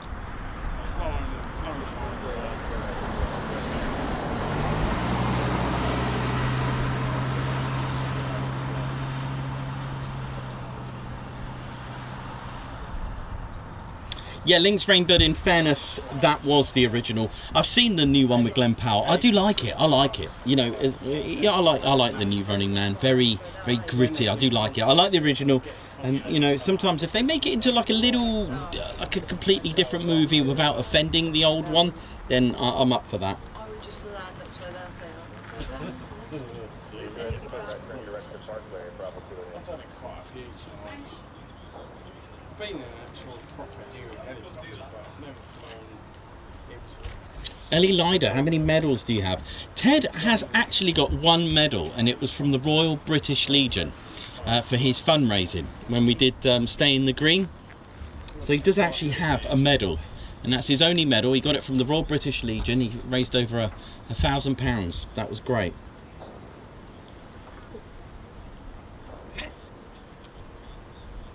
All right, well, thank you very much, everyone, for your questions.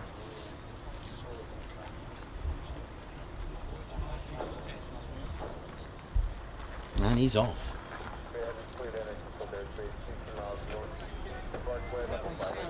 decide to go now. Wait until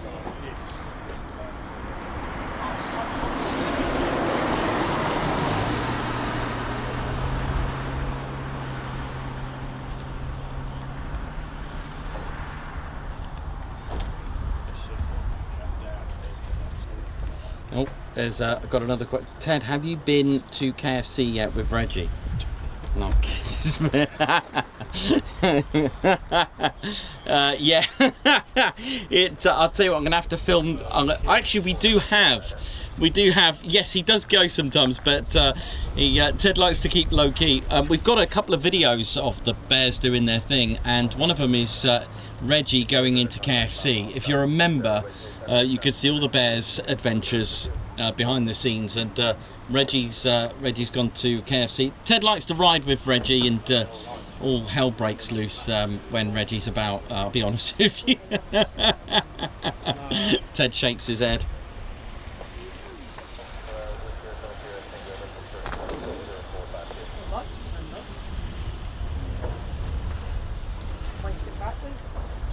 Right.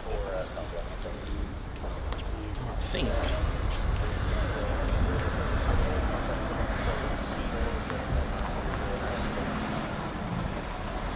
Right, so we're just going to wait for Ted at McDonald's, Steve Morris. Yeah, that's an old one, wasn't it? That was one of. See, before Ted established into a military channel, like I said, for those who don't know, it wasn't a military channel at the time. In fact, the name of the channel, I think, even then, I think it carried the name Waterfalls of Britain. I didn't ever change it, and luckily you were allowed to change the handle. A little bit more liberal back then on YouTube. I don't know if that would ever. I'll never know ever, like whether I did the right thing, whether I should have. Whether it would have been better for the algorithm. I don't know how it works. Should I have done? I will never know. But literally changed the name and literally changed the feed, the niche, as they say. Ellie Lyder, you're most welcome. I think they're The bears, well, actually, I think a couple of them, yeah. Bears, well, Ted's favourite is Voss water. He loves basically spring water, basically. That makes sense. Mineral water, spring water, sparkling if he, you know, if he's a posh, you know.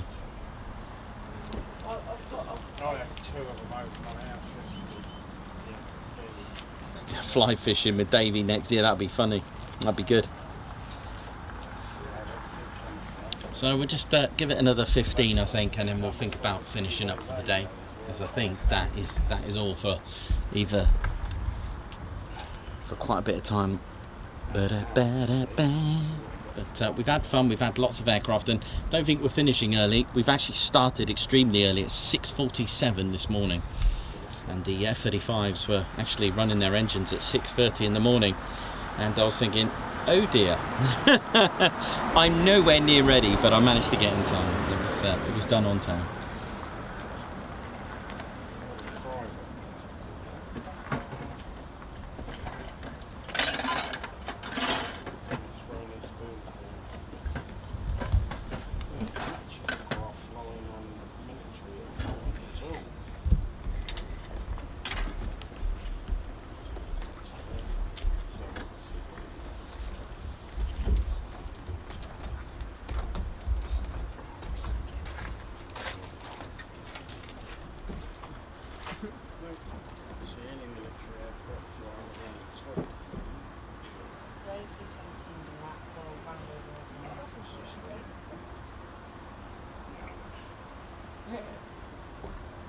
Air Canada. It's got to go on that. Need to pay for it.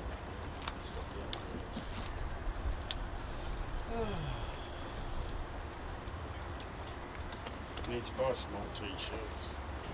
I've got loads there whenever you're ready. Yeah. Right.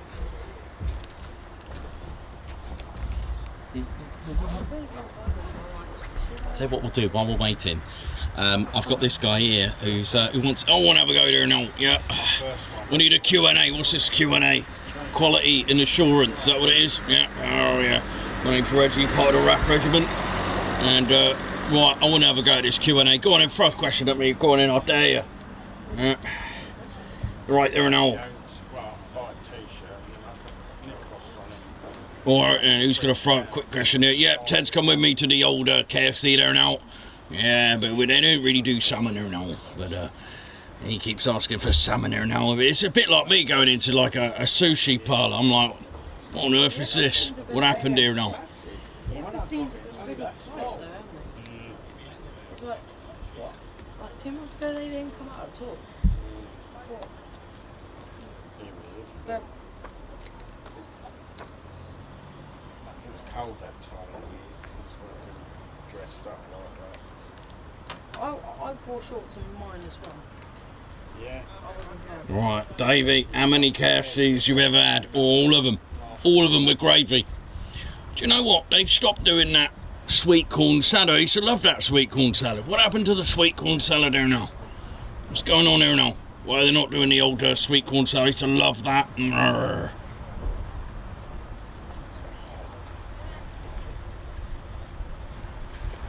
That was August the 6th, that was.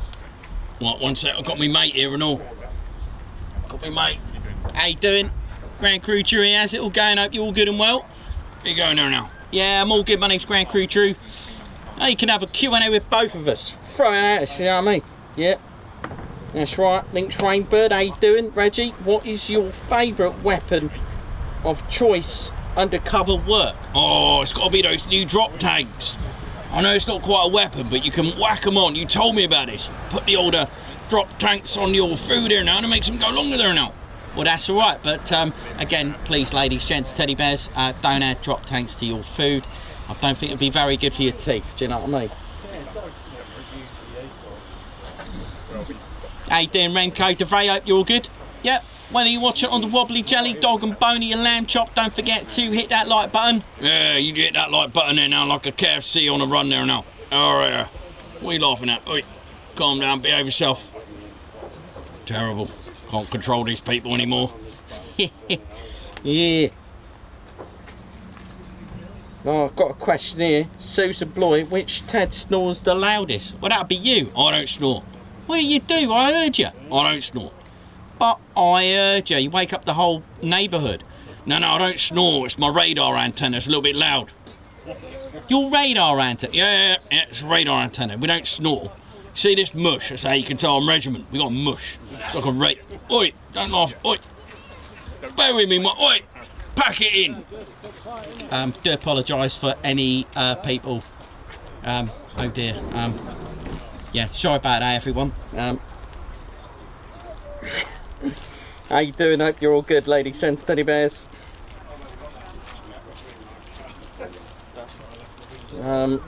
Dita, which spy? Oh, actually, I'll let Drew do that. Yep, that's it. You got both of us. Right, oh, someone wants a photo of us. Yeah, go on in. Go on in. Yeah, that's fine. Is that got our best side? Make sure you get our best side. Yeah,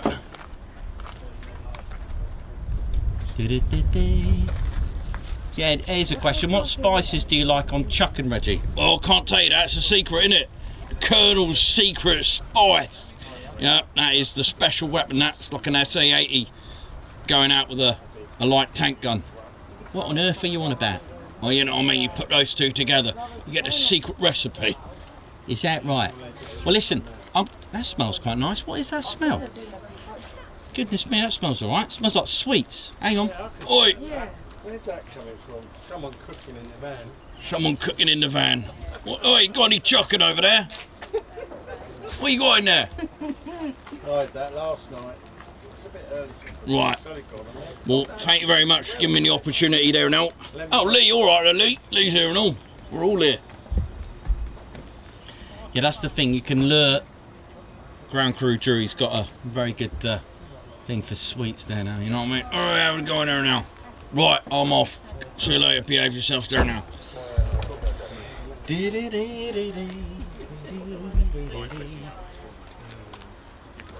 can remember I was watching the stream. There was one gate closed. I was parked there. Yeah, so Ted does all the flying. The others, mind you, I've always said this: when Ted flies, you will fly with him. But right, I think we are all good. I got a temple for scarf.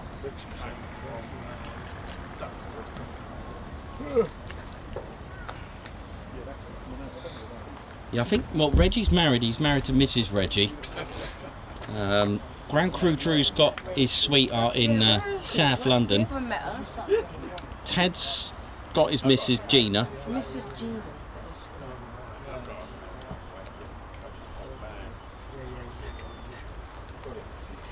So just a couple of minutes, and I think that'll be it for today, unfortunately for us. But mind you, we did start early. We did start at 6 o'clock, 6:47. So I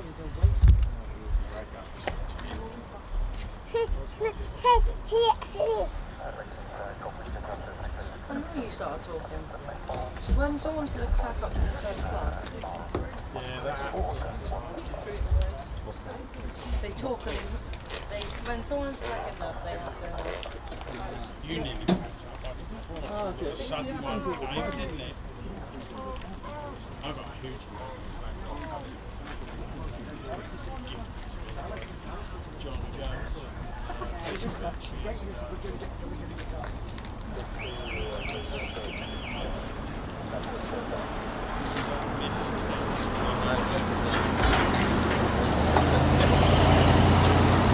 oh, that on approach. Looks like we may have some arrivals. Hopefully. Oh, that's great. They do that,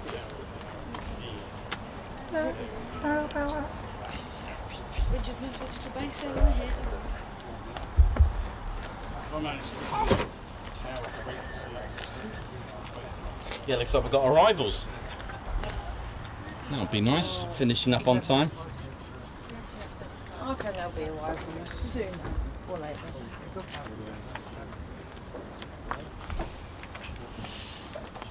We may have some arrivals by the sound of it. There's helicopters still flying around. That helicopter was very low over there. I just came across the I can remember I was watching the stream on so don't know what it was. The gate closed right there. And they private helicopter. above there. Yeah. Yeah. Why didn't you open it beforehand?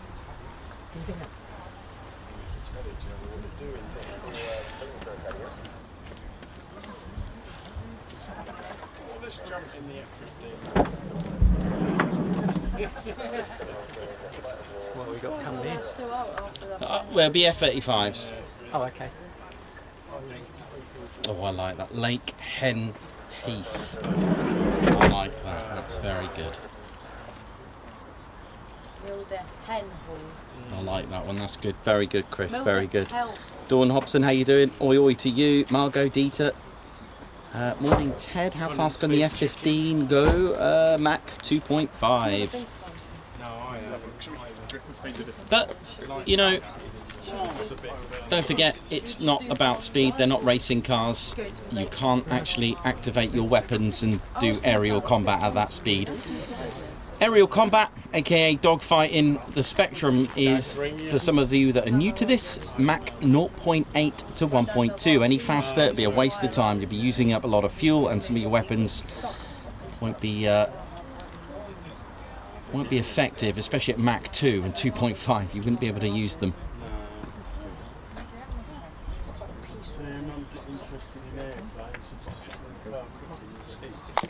She's probably just sitting in the car now. Right now I hear something. I wouldn't be surprised if that was a tank. Are they on their way in now, Nicholas? Huh? Are they on their way in now? I just caught an F-35 radio chat just then, and it was air to air.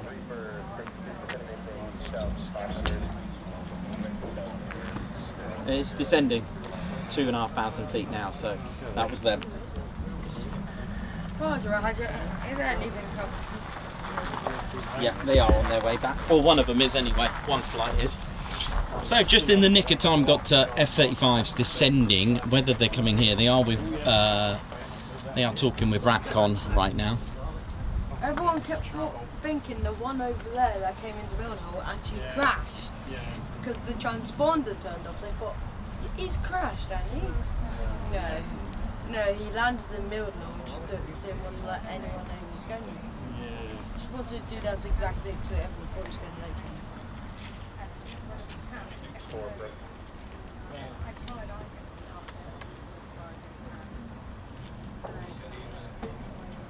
Yeah, it's not far. 2,500 feet descending. Here we go. Oh.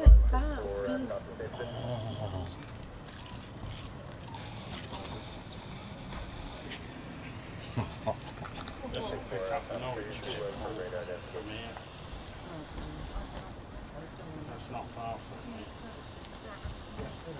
Nice to have met you. Nice to meet you. Yeah,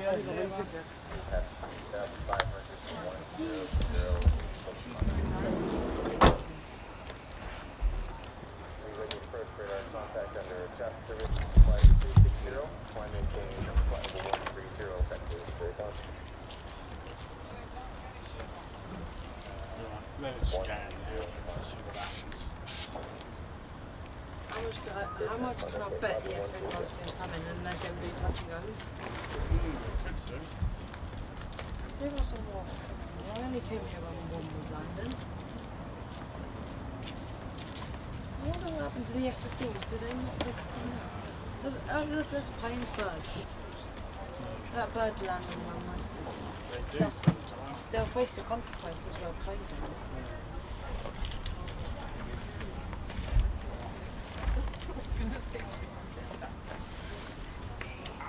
That hangar's open. Probably. But I have no hopes.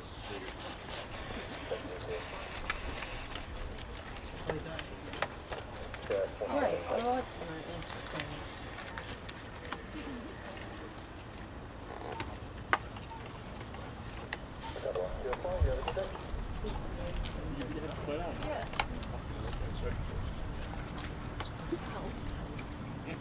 I don't know if people snore. I don't snore.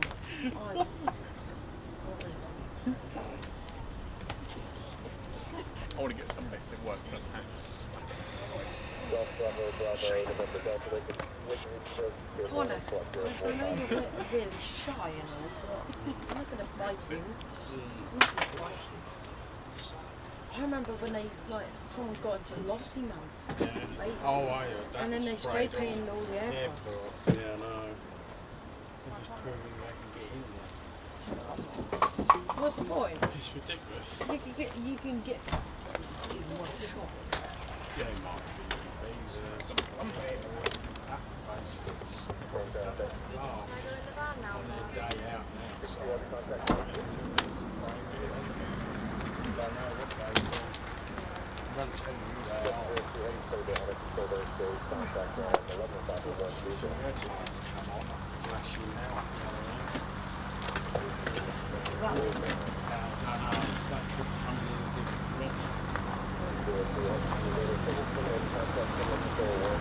So the landing lights are on the head.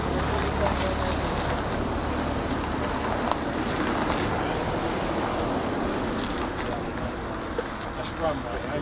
No, it's always 05. Oh, is it? There's 2 fleets. Yeah,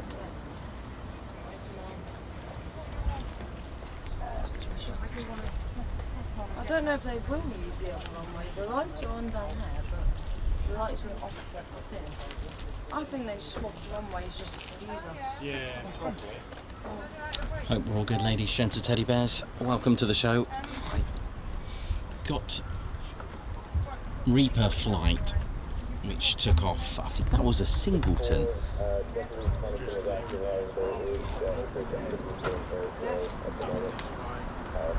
And we'll find out in just a moment. I think it's on its way.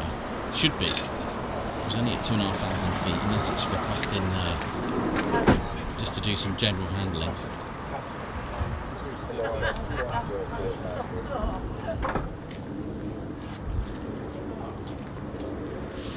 It's a bit higher than 2,500 feet.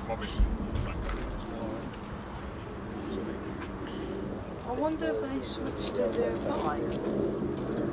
And they're going to use 2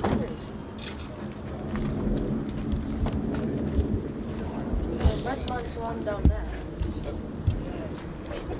Oh look, hello. Yeah, Reaper was a singleton, and here it is. So in the nick of time, just before we finish our show, catch Reaper 01.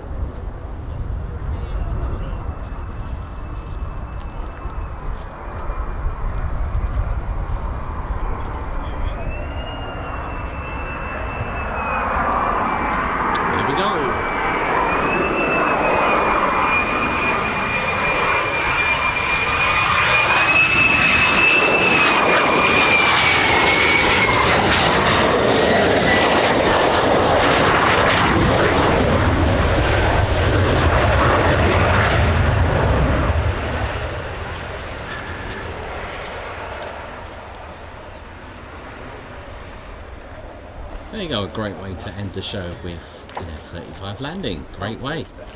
And that is our first day done. Now, it's not the end of the week though for us, because hopefully over the weekend we'll be bringing you something a little bit different live for the channel. That is not different in its own right, but certainly for the channel, and I'll keep you posted tomorrow.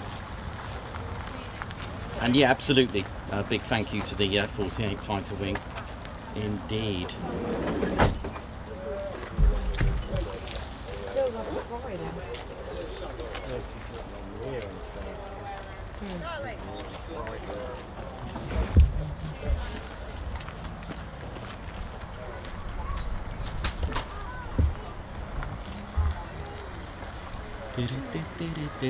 So Lee Pampling, welcome, high five, welcome to the Ted Coningsby Squadron.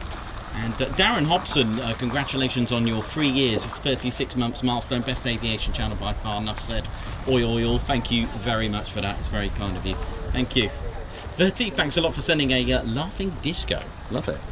That's the new gifts that you can send. Right, Ted and I are done, and although you may think we're done early, well, not quite. We've been here streaming since 6:47 when the first startups happened. How we doing? Hope we're all good and well, ladies, gents, teddy bears. Hope we're all good. Am I going the right way, that way? Yeah, there we go. Right, hope you all enjoyed it. And Ted and I just want to thank the 48 Fighter Wing for what they do. Thank you very much. And of course, all our members and viewers, thank you so much for tuning in, supporting the channel like you do. And lovely to see new members as well on the chat room as well. Thank you very much indeed. Right, so it's not the last stream, hopefully, fingers crossed. I'm going to do a recce tomorrow of somewhere new for me, officially as well. It's not just a rack up and stack up, it is going to be done properly. I just need to do a recce tomorrow and meet the officials, and then hopefully you'll see something put in the schedule on Friday evening. So my name's Nick, I've been your cameraman, historian and commentator. This is Squadron Leader Ted Coningsby. You've been watching the Ted Coningsby channel live here at RAF Lakenheath. So for the last time for today, not the week, it is see you soon, or wish you well. See ya.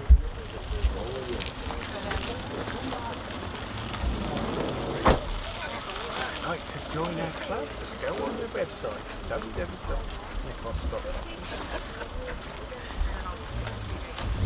Oh yeah.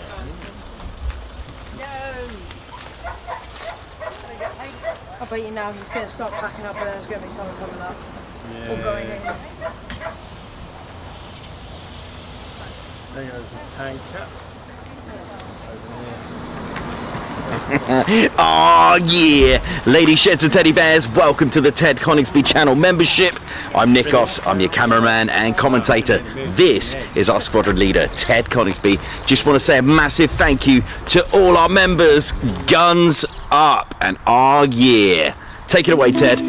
Ladies, sheds and teddy bears, we want to say a massive thank you to all of our subscribers for getting us to where we are today. We have gone all over the country, from as far as Lossiemouth to Bryce Norton, and military areas such as air weapons ranges, low flying areas, heritage centres and special flights for TED 2.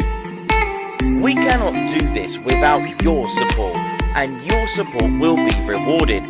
You can now join the Ted Coningsby Squadron and help fund the channel to get us around the country and provide us with the funds for equipment to bring you better content too.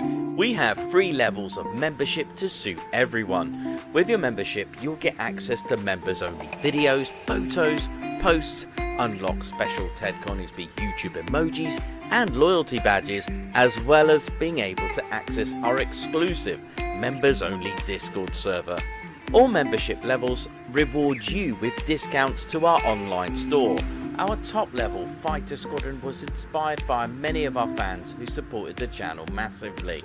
This is more of a personal experience with me and Ted, giving you exclusive live streams and content from behind the scenes photos, special info and updates, as well as a free Ted Coningsby Fighter Squadron patch for joining. Whichever membership level suits you, we want to say a massive thank you for choosing to join the Ted Coningsby Squadron. Ah, yeah.